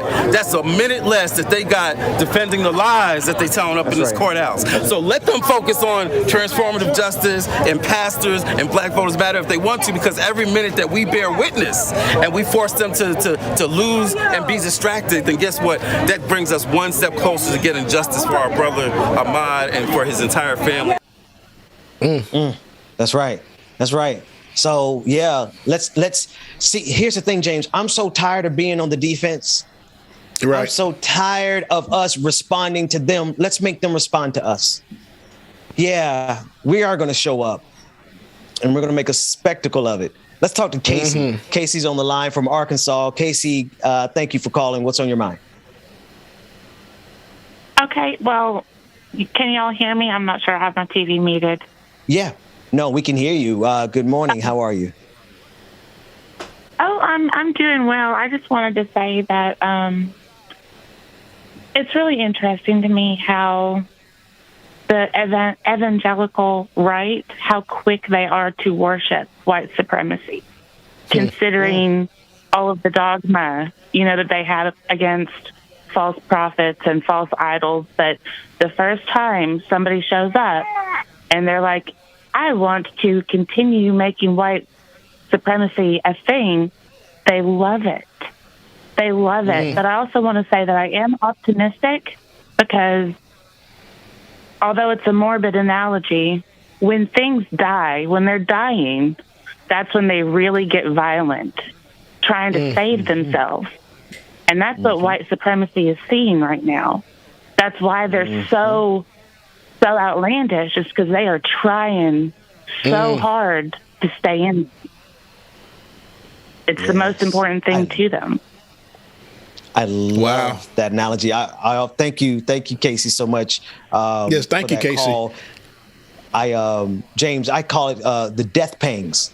The death pangs of white supremacy. Yeah. They're on their way out. Exactly. They're on their way. Because, Casey, the best that they have at this point, their hero is Kyle Rittenhouse. That's I'm encouraged. They don't have a bright sad future. would that be for that to be your person, you know? How sad would it be to be like, this is the one. That's the He's guy. Their savior. I mean, surely there's somebody better. Or Tucker Carlson for that matter, right? You know, they have a really, you know, they're not the Barry Goldwaters, they're not the William F. Buckleys, they're not the brightest tools in the shed, you know. So the fact that they are on their death pangs, but they are dangerous, right? Just because they're laughable doesn't mean that they're not dangerous. So I want everyone to keep that in mind while we mock them, because they're not supreme. They're desperate to maintain that power, like you were saying, Casey. Get the last word there, Casey. Well, I guess for the last word, I would just like to say that I love your show so much. Oh, and I did see that Facebook is trying to take your page away. And, you know, you are definitely doing it right if you're pissing people off. Exactly. Well, thank you, Casey. We appreciate you. Thanks so much. Anyone else wants to get in on the call? 301, I think I have the phone number here now, 301-715-8592. It's also on our screen below. It's also attached to all the chat rooms. You can call in and give your comment and or question. James, Casey just laid that out. She said these evangelicals, they sure are quick to worship some white supremacy. Absolutely. She said it perfect, dude. It's just like, oh, most definitely. That's exactly what they're doing. It's just like, oh, okay, so now y'all are trying to do any and everything because y'all know y'all falling off. And soon at one point, dude, I really think it's going to be one of those things that we're not going to take any of that BS. And it's just going to be it anymore. James, we normally go a whole hour. That's because Rebecca's here and she's usually filling up a lot of this time with all of her stories. I got to stretch, man. I'm an old man. Can we take a quick break? And when we come back, we're going to be talking about this clip from Nicole Hannah-Jones as she breaks down exactly why they fear critical race. Go ahead, Dwayne. Oh, man, I'm trying to get up a caller, you're live this on the air. This ain't gonna take too long. Luke Kane, tell him what's on your mind, bro. Oh, Luke Kane, what's up, man? Hey, what's going on, y'all? Just Barry like White on the line. How's it going, brother? Right. I was just saying, like, I feel you about, you know, it's time for us to go on the offensive because these two cases are making it quite clear. Like, they're trying to set the legal precedence that is going to tell black people, remember your place in the case of Ahmaud Arbery's case, his murderer's case, and then to let any white people that have too much proximity to black folks to remember their place with the Rittenhouse case. So in terms of going on the offensive, like, I think we got to start with those who are considering themselves to be aligned with us, like, and that being the Democratic Party, which is we know that they can't win anything without us. They can't win dog catcher without us. So it's time that we lead up. I know it's not enough time between now and the nearest midterms and general election for us to form a full-blown black political party, but I think it is enough time to form a black political delegation in the mode of like a Fannie Lou Hamer type of deal, where if we can show that we can peel off enough votes from them, we just have to be able to make the case to our own people for our own people. Like, hey, in these these polls, these preliminary polls and stuff, put down that you'll vote for whatever candidate is endorsed by the black political delegation, or that you just won't be voting for the Democrat, or you'll be abstaining. Let them know ahead of time that they'll lose, and then watch all of a sudden, their legislative agenda switches up. Man, listen. But that's what I'm just saying. We got to go offensive. Yeah. Luke King, Right, I Lou. love the idea. I love the name too. I love the initials. The Black Political Delegation. That's what we should call it. BPD. Thanks so much. Thanks so much for that call, Luke King. You actually. I'm about to say, Luke King, before you go, everybody's asking you to say it's about to go down for the like and the not so. It's about to go. Wait, hold on. It's about to go down. I don't know. I got. There it is. Hey, look, I need to get Luke King to rap a verse on the remix, and then I need Chuck Diesel to rap a verse on the remix. There it is. There it is. We love it. Hey, appreciate you, brother. You be safe out there. Now, DJ Exclusive, I need to stretch. I need to get my old bones and move these old bones. Can these old bones live? We're gonna see. Man, Take a quick break. When we come back, critical race there. Y'all make sure y'all stay tuned, man. We got some more coming up. I hope his mic was on. Everybody heard him. He's talking about my back. Sound like, oh man. Maybe I just wanna let it shine. There is no good or better. I think tonight I'm gonna make it mine. I stepped out, stepping on next. All right, so if y'all want to call in, you can. 301-715-8592. 301-715-8592. Y'all make sure y'all call in, man. It's pinned at the top of all the tests wherever we stream from, so you can call in as well. That's a bitch move. Pressed that I arrived, mad that I survived. All your sad attempts to send me to the sky. But I've been in the wind. Track to Tasha, good morning. Oh, yes. Shout out, Brother Luke King. Brother Lateef, I know you somewhere in the building as well. Brother Lateef, good morning to you. Laura probably hasn't been around. Where is Laura? And Savage Sweetheart. That's okay. Jazz Montazzo, good morning. And look deep down inside. And soon you will find a pretty soul that needs more shine. My world has come together. And maybe I just wanna let it shine. There is no good or better. I think tonight I'm gonna make it mine. 1, 2, mean right hook. Come and test me, my mob deep will have you shook. It's a marathon, but baby girl, never let up. No need for speed, but keep your foot up on the gas pedal. Ain't worried about having a golden award when God made me to be an ice cold medal. Why are you always pressed about my life? Talking with your frenemies about me, saying, ooh, girl, have you seen the light that shine lights? You tried, but you could never dim my light. Please know I'm untouchable, girl. I'll slip through your fingers like a real fly kite. Why you wanna turn a good day into? That's right, Marshall Reese. It's Sagittarius season. Woo! December 8th, man. Shout out to our birthdays in the chat room. December 8th right here, y'all. This is 2 weeks. Cause you swelling that drama. I put the work in. Now I got the big bags that you call Birkin. Man, my flashlight died. I'm delighted. And maybe I just wanna let it shine. There is no good or better. Y'all welcome back to the screen, Benjamin Dixon. And while he's coming in, Ben. Yo, what up, man? Hey, did you hear about the chameleon who couldn't change color? He was decolored? I don't know what happened. No, he had a reptile dysfunction. Oh, hey, Bubba. So that's high quality. That's high quality dad joke. I can officially get in on the dad jokes with you. Yes, we're gonna have to have a dad joke off one day. Yes. Congratulations, the voice of God in the background, Dwayne. And Ben got to get in there too. Is a proud new papa. Ben got to get in. What's that? Please don't put Ben in there. my whole life is a dad joke. Okay, my entire life is a dad joke. So I'm gonna leave those to y'all too. I honestly don't want to talk about any more politics, but we will. Here we go. Y'all gonna let me get out of politics? Will they set? What do I got to do to get free of politics, man?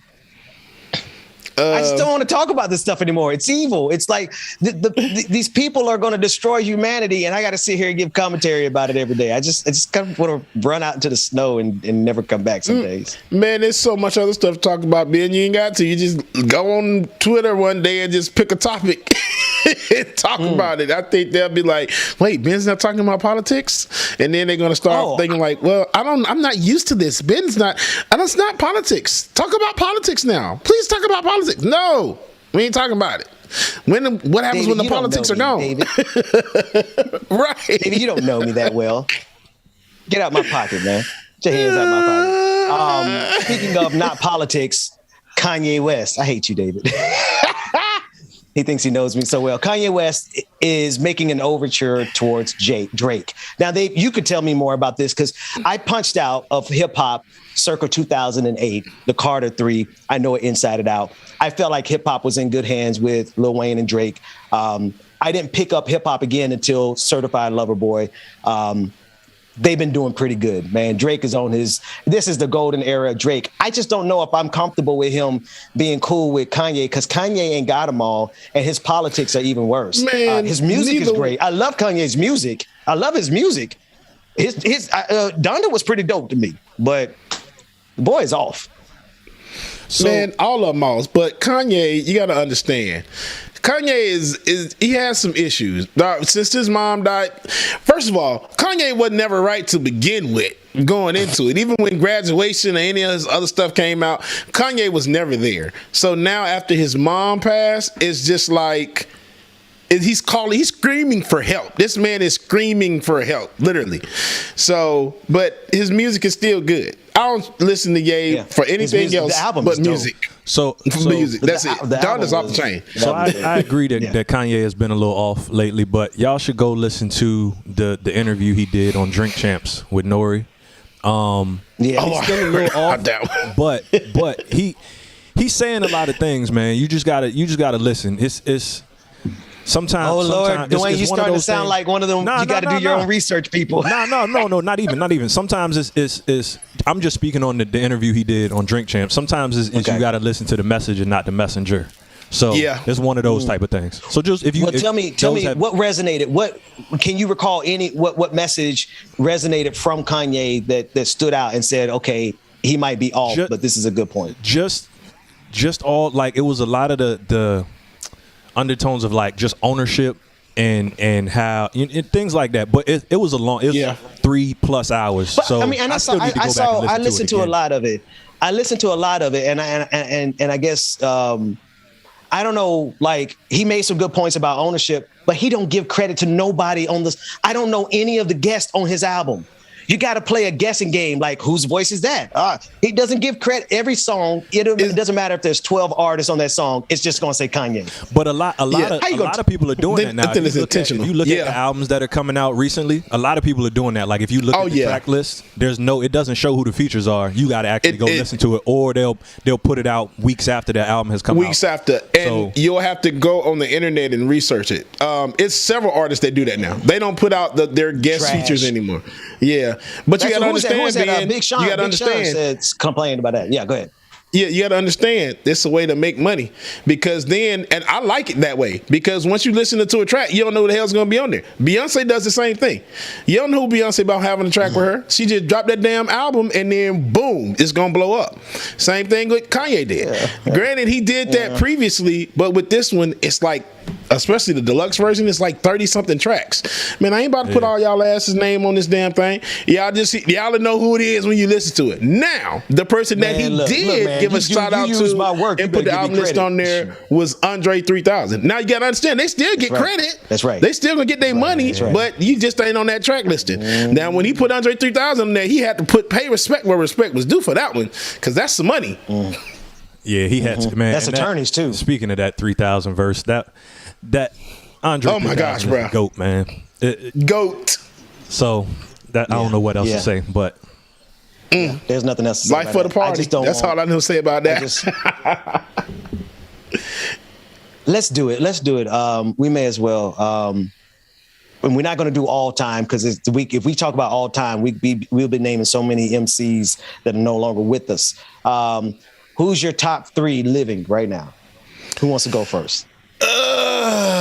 Or even top 5 if it makes it easier. Top 5. Okay. Right now. In no order. Kanye, Jay-Z. Drake goes in there just because, like, I'm not feeling like the slow Drake. Certified Lover Boy, it took me so long to get into Certified Lover Boy. City Girls. Oh, man. I'm a City Girls fan. And I'm trying to think about who my 5th one is. Oh, man. Summer Walker. I'll put Summer Walker up there. But, that's, you said hip-hop, though. I still put Summer Walker in. Her album's nice as hell.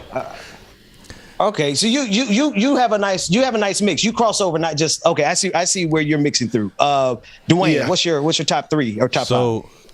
So Jay-Z. I don't know what order. This isn't really an order, but my top 5 is got to be Jay-Z. J. Cole is in there. Damn, forgot about Jay. Yeah, Drake is probably in there. It's hard. I think Andre 3000 is in there, even though he's not so active. And then probably to round out my top 5 would be Big Crit. Nice. Dang, I forgot about Big Crit. See, this is why you don't have this conversation. I don't even know why I just did this to myself, because now my 5th is I had to put Black Thought in there. I got to put Andre in there. Jay-Z gets in there by honorable mention just because he's Jay-Z. Jay-Z gets a little bit lazy with his lyrics sometimes. I'm starting to notice a lot more. I don't know if I'm putting Drake in there or his ghostwriter in there. Whoever is actually coming up with some of Drake's stuff is a master. If it's Drake, salute, brother. If it's your ghostwriter, pay that person well. And I'm gonna be honest with you. High key, Meg Thee Stallion got some. I'm gonna throw an audible here. I'm gonna put Meg Thee Stallion in there because I rock with her lyrically before I did all the twerking she did. Like lyrically, I was like, who is this person? Her freestyles, like her freestyle Fridays or Mondays, whatever it is. Like I went back and listened to some of her freestyles before she blew up. Man, Meg got bars. And let me take Summer Walker out because Summer Walker's not hip hop. Let me put Meg Thee Stallion in that place right there. Thank you, brother. I would see Meg go toe to toe with the best of them. I would love to see Meg go toe to toe with like just any Jay-Z. Like let's go bar for bar with Jay, because I think like lyrically, her syncopation, her rhythm, her emphasis, her enunciation. Megan is bad. 5 is hard to do though. I mean, because there's so many people that get left out. Like, because there's so many people. Like the people that y'all mentioned. You got Rhapsody. To me, she's probably the top female in my opinion right now. There's just so many that get left Kendrick. out doing 5. Yeah. So I don't say Kendrick right now only because he ain't really been active. Like once he drops the project that's coming, he might get back in there, but for now, you're using metrics. You know, you're talking metrics as well. Yeah. Well, in that case, I got to take Black Thought out. I mean, not that he's not active, but I'm talking like we're talking about like, are we including perform? Anyway, so this is why you don't have this conversation. There's so many. Like if you just talking about bars, like you got Griselda, you got them dudes that's killing every time they on anything. Ain't nobody mentioned Eminem. Jadakiss. Matter of fact, Jadakiss is in my top 5. Never had a whack verse ever. Like there's so many that get left out if you just doing 5. And then we're talking about living, because I mean, if we go through the pantheon of the ancestors, man, we got some God MCs to say the least. Let's shift back to politics real quick. Nicole Hannah-Jones, who is the founder or one of the lead journalists of the 1619 Project, wanted to break down critical race theory and the Republican or conservative strategy against it. Let's take a listen to that clip real quick. Do you want to see something kind of wild? This is a graphic we created showing coverage on Fox News of CRT before the elections in Virginia and after. You're going to see, of course, 160 or so mentions in the week before the election, and then just about 30 mentions this week. So clearly, there was an attempt right before the off-year elections to stoke concern about race and how it's being taught in schools. And now, much less talk in recent days because there's no election happening. What I wonder, though, is, Nicole, do you feel like you're part of this political drama where you've got Democrats running around worrying that there's too much talk about wokeness and they're going to have to change that for the midterms? Do you feel like you're partly responsible or partly part of that story? Well, let me say I appreciate you showing that graphic, because what I and many others have been saying is this always was a propaganda campaign. It was designed to, this anti-critical race theory was designed to stoke white resentment. It was designed to kind of put progressives back on their heels and to defend something that wasn't happening. And it was designed to drive white suburban people to the polls for Republicans. And in some degrees, it's been successful. Do I feel responsible for that? Absolutely not. A project that is seeking journalistically to force us to grapple with our history cannot be responsible for bad faith actors deciding that they are going to try to whip up white resentment. In fact, if you read the 1619 Project, you know that race has been the oldest wedge issue in America, and it still works. That's right. That's right. That's right. That's right. And it's wild. I'm listening to her. They're trying to blame. They're trying to say because she was one of the lead journalists and the lead thought creators of the 1619 Project, that the subsequent response from these white supremacists, which has been, oh, my God, critical race theory is an abomination. That's the response. They're trying to say that this sister is responsible for it, but for the white supremacist response. And I love how she said it. She said, no, we're not responsible for the adverse reaction from these, she didn't say barbarians, but I'm going to say barbarians. They're going to do it anyway. They're going to react negatively anyway. They're going to lie. That's what gaslighters do. Gaslighters gaslight. And that's what conservatives, that's what they're doing all over this country, man. Excuse me. JP from Michigan. I think I know. Thank you. I think I know who this is. JP, what's going on, my brother? Man, why is it that you going to change up from the top 5 on me and go to some critical race theory? Top 5, Tupac. Give me your top 5. Scarface, Ice Cube, Rakim, or KRS-One. I'm sketchy on who get in. That's the old school. That's a good top 5. You threw in one of the deceased. That's why I didn't want to include the deceased, because if you're talking about Tupac and Biggie, they already going to take up 2 of the top 5. But that's a good list you got there, brother JP. What's on your mind? I'll go ahead and honor it right then. I'll take out Tupac and I'll let Chris come in with my philosophy. So here's what I would say, and this is this. So here's the cue on where we are right now, right? So I expect those who don't agree with wrestling with the issue of racism to find ways to do this. And to be honest with you, the Republicans are just way better at messaging than the Democrats are. They do a great job, and they fall in line when the word comes out. They do. They fall in line. The issue that I have sometimes is that our supposedly Democratic colleagues find a way to try to just do enough, but never push back forcefully enough to try to change the narrative.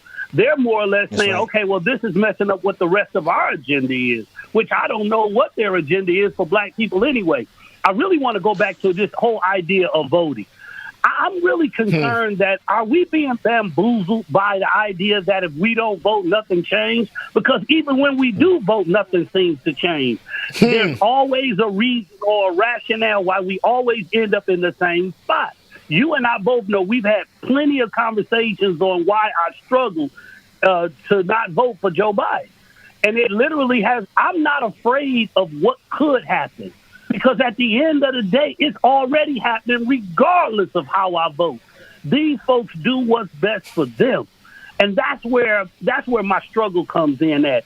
As far as this idea of CRT, of course. Well, there's some issues with the 1619 Project, possibly. But at the end of the day, the goal is how do we have a critical conversation about race that people won't get offended and that we stay at the table enough to deal with it. Because, some of y'all youngsters, y'all love to cancel people. They don't answer the way y'all want to, they go. And they just see, poof, right? Poof, just go. And just all of a sudden. But my thing is, how do we ever get to change without it? I'll listen now to hear what you got to say before I hang up. It's just good being on the line with you again, my brother. Hey, brother, it's always good to hear from you, man. What's refreshing, James, is to recall how smart my audience always has been. Like, high key, I learned a lot from my audience. Like, I might consider myself to be one of the smartest people in the game, but it's because I had a chance for years to listen to the audience, give feedback, and talk like this. And what I hear Brother JP saying from Michigan, he's saying you can't scare us with the possibility of another Trump when you haven't improved the situations since you got power from Trump the first time. Right. It's not going to work in 2022 or 2024. And JP said it right, man. It's just like, they try to get us by like, all right, if you don't vote, nothing's going to change. Hell, we still vote. And ain't a damn thing changed. That thing echoed, boy. I'm like, damn, JP. Yeah, man.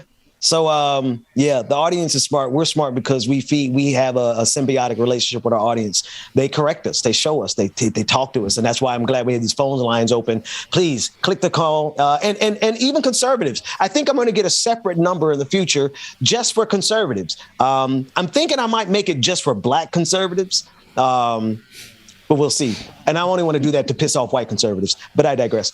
Right. Hey, and shout out real quick to Industrial Arts Denver, man. He says, we sent the super chat saying, ask them, does my oppression offend you? And that's what it feels like. That was the other thing. There's something else that the callers are pointing at.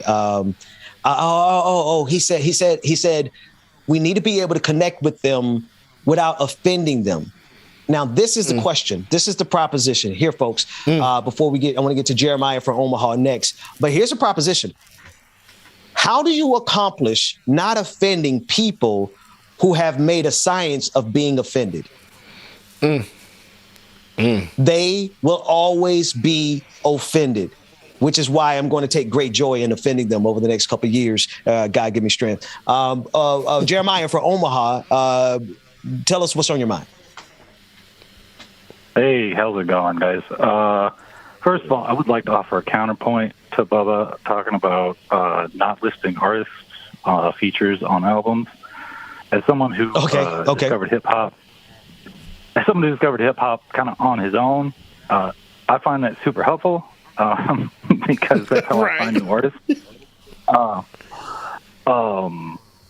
And to go back to what you were talking about the Ahmaud Arbery case, that disgusting. Oh my gosh! I watched that clip. I think Friday. That and this sort of zeitgeist of CRT. I can't help but think. I'm sure y'all remember the whole Willie Horton thing. In the 80s. Oh yeah, the Willie Horton ad, George H.W. Bush, I believe.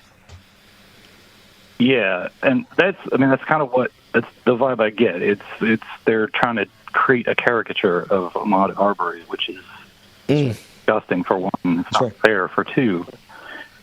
And then I think lastly, as far as CRC goes, I am a grad student. I'm actually in seminary, but I'm in a graduate program, at a evangelical seminary of all places. But God bless you, brother. I'm praying for you.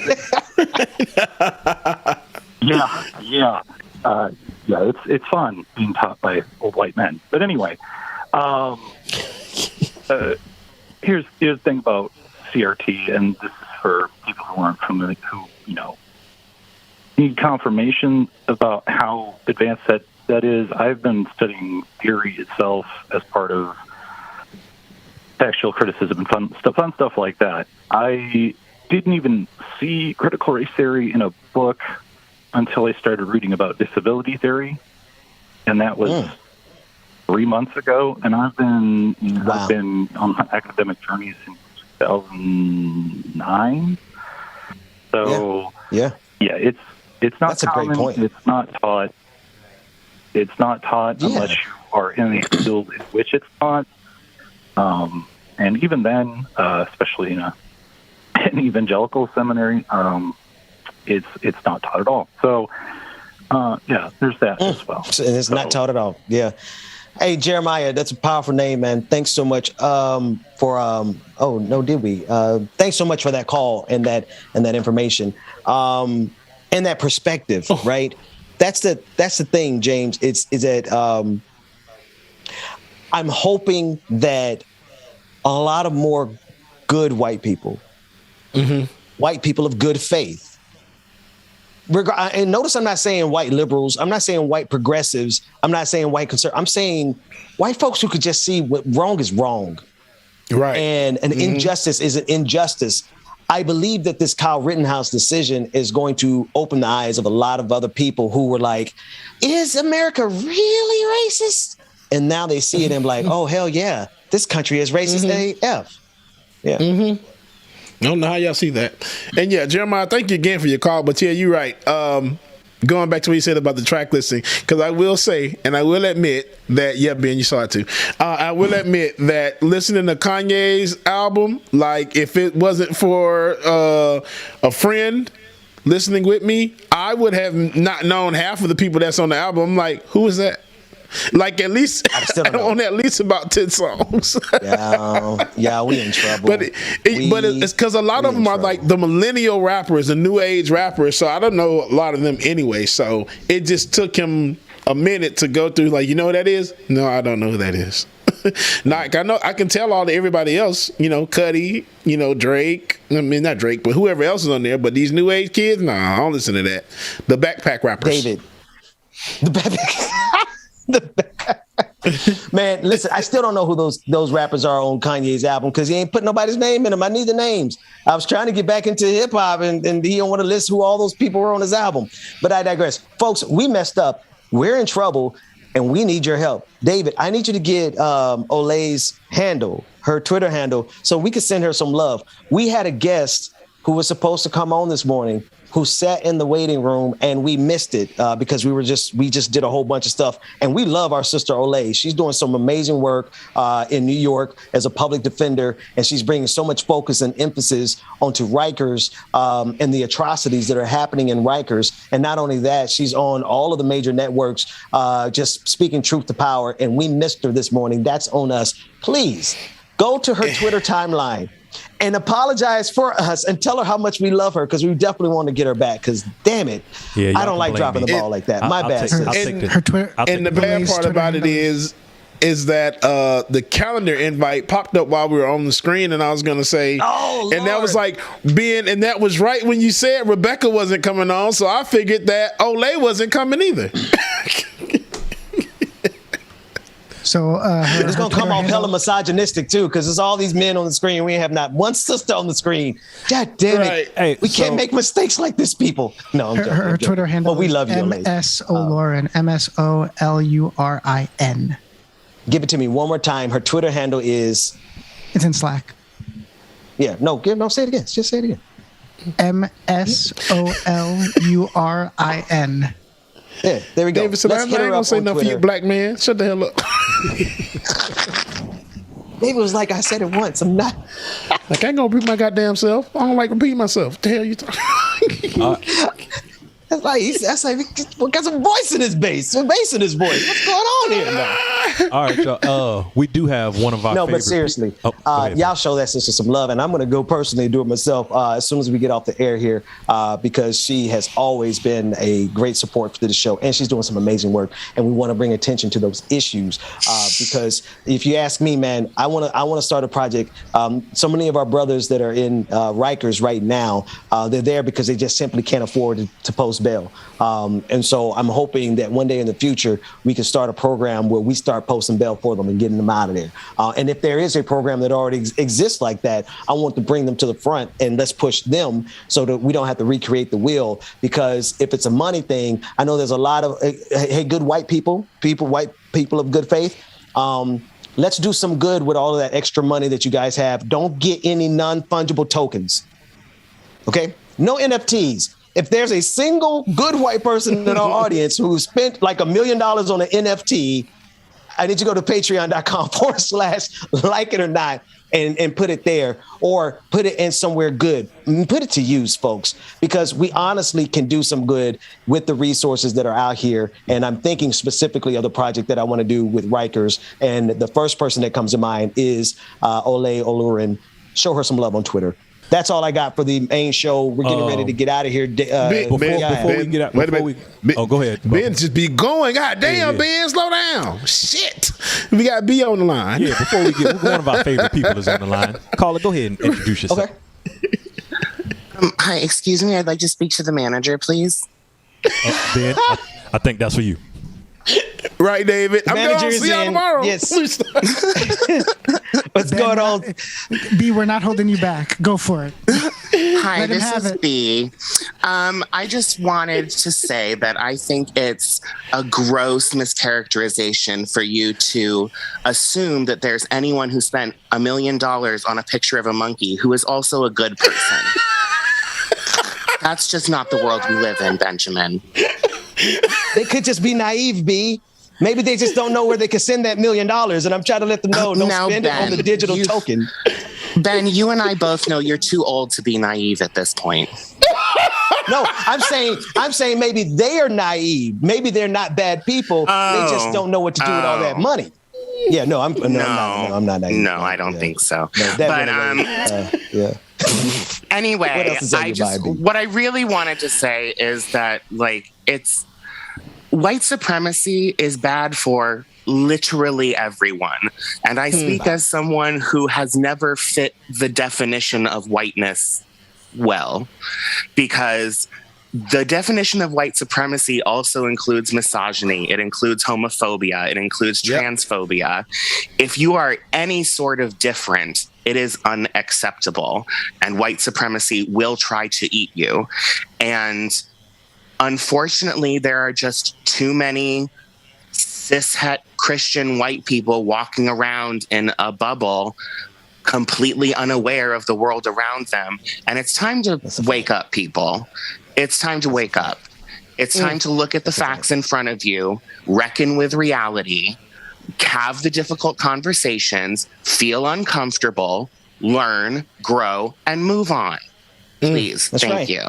Say that, B. And say that. It's just so frustrating because I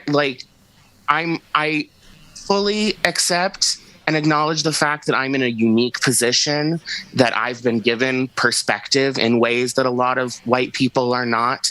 But we have Beyonce's internet now. You can go and find some perspective if you're really looking. So I'm just saying it's time to do the work. Yeah. And also, I hate to break the news to you, but all the good white people you know who are listening, we're all broke as fuck too. I ain't got no money. Y'all get $3 from me every month, and it's a hardship. So, hey, B, we still appreciate that $3, B. Be grateful for what you get, because it ain't gonna be much. B said she broke as hell. She said, "Don't ask for nary extra dime, nary extra dime, not 301." Broke. Y'all are lucky you get this $3.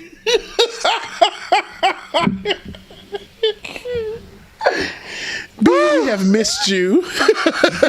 I miss you too. Oh man! See, that's why they work. I was in a, no pun intended, I was in a beeline to end the show. And that's why they were like, no, stop the show. Let B on the air. We love you, B. Thanks so much. Now, can I end the show? Now can we go to the after party? What we got? What's that? Got one Anything more else that I need to pause for before we go? We got one more call. Yeah, no. If somebody's on the line, when B calls, it's her show. Right. Last caller on the line. Set us up, Dwayne. All right, caller. Go ahead and introduce yourself. What's your name and where you from? Hello? Yes, we can hear you. Hey, I was just, I'm from New York. What's your name there, bro? Thanks for calling in. What's on your mind? There might be some people on the line. Yeah, I just called yesterday because I got in a little bit late. I just wanted to ask, one, what do you think about, what's your prediction about the verdict for the Ahmaud Arbery trial? And two, Do you think that the Arbery and Rittenhouse case really show the dangers of building, because I know Ben's on the progressive left, of building a movement that's so class-based that we end up having people like, Greenwald and Taibbi and Tracy who end up just being complete charlatans, and we let them in because, they have the right takes on class? Because I'm just alarmed at how many people, because everybody who's gone bad from the left has been one of these people who never really had a race-based focus. And, I appreciate you and Tim Black and Terrain and all that, but I've just noticed that pattern, that it's just been so consistent. That's right. I noticed it first last year, and thanks for the call. I mean, you can hang out there. What he's talking about, if you want to know, where I get my bona fides, where, my career has been in one of my careers. I've had many. One of them has been in this progressive left, Bernie Sanders, political realm. And there are people who were standing side by side with us promoting Bernie Sanders who are now, and that's kind of just a generalization. It's much bigger than that, who are now standing behind Kyle Rittenhouse. So, there's a postmortem going on right now. Were they ever good people? Or did they just get good checks to support ivermectin and horse dewormer and Kyle Rittenhouse? This is what the caller is talking about. That's all. I just want to explain. I have no comment on him other than I'm glad that you see it. I'm glad that other people are seeing it. I'm glad that people understand that that white supremacy. Did you see? Let me put it like this. Did you see how much racial solidarity that side had around that poor white boy because he wasn't rich. Kyle wasn't rich. They had to raise money for Kyle. Yeah. So Kyle was from the working class, a white working class. But all the richest white people across this country said, that's our boy. And they poured in all the money they could. He owns Fox News. He has his own documentary now on Fox News. That's because white supremacy has solidarity across class lines. And we got to understand that. White supremacy is first. Race is first in their eyes, and they demonstrated with Kyle Rittenhouse. Thank you so much for that call, caller. Yeah. Thank you. Yep. All right, y'all. That's all. We are all over time. I think this is a good place, man. Listen, I'm excited about getting the holiday started. I want to go outside and play with my kids. I know you got to get on the road. You want to get on the road 24 minutes early? Yeah, I mean, it's still going to be about 12:30 before I get on the road anyway, so it's okay. I'm trying to get you to help me get off the show, man. Ben, be ready to go. Ben, be ready to go. It's not that I don't love y'all. I love y'all. I love this show, but I love playing with my kids, man. We about to go outside and play. So that said, I want everyone to have a great holiday, whatever you celebrate, whatever you don't celebrate. Spend time with your family, decompress, take care of you, love yourself, and get some rest. James, if y'all give me one more thing to do.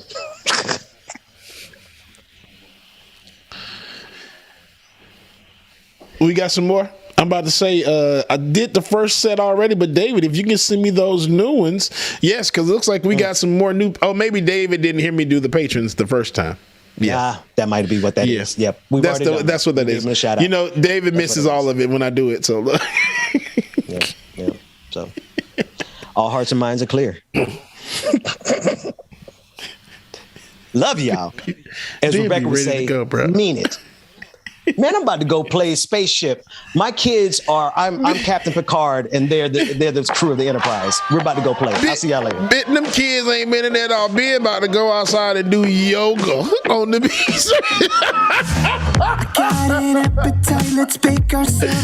All right, y'all. We love y'all. Mean it, man. Y'all make sure that y'all be safe this holiday weekend. Y'all take care of yourselves. Y'all have fun. Enjoy yourself. Eat a lot of good food. And eat a lot of good cake, man. And stay black, stay powerful, stay white, stay powerful. Whatever it is you need to do. Love y'all, mean it. Hey, and real quick, your affirmation for the day and the rest of the week is, I am grateful for the opportunity to align myself with peace, joy, and prosperity. I am grateful for the opportunity to align myself with peace, joy, and prosperity. Love y'all, mean it. Enjoy. Y'all break, man. We'll see you on Monday. Tuesday. Like 5,000 degrees. It's almost ready. We've been craving this all week. Oh, baby, you want it. I got it. I'm hooked on you like phonics. Gotta be honest. You're on it. And this ain't no time to be modest. Poke that, push that, shake that. Girl, take your last name and hyphenate it. Need a recipe. Whip that cream, baby. Pour that sweet on me, baby. Shade it. We can cook up, we can syrup when we hook up, just you and me. Whip that cream.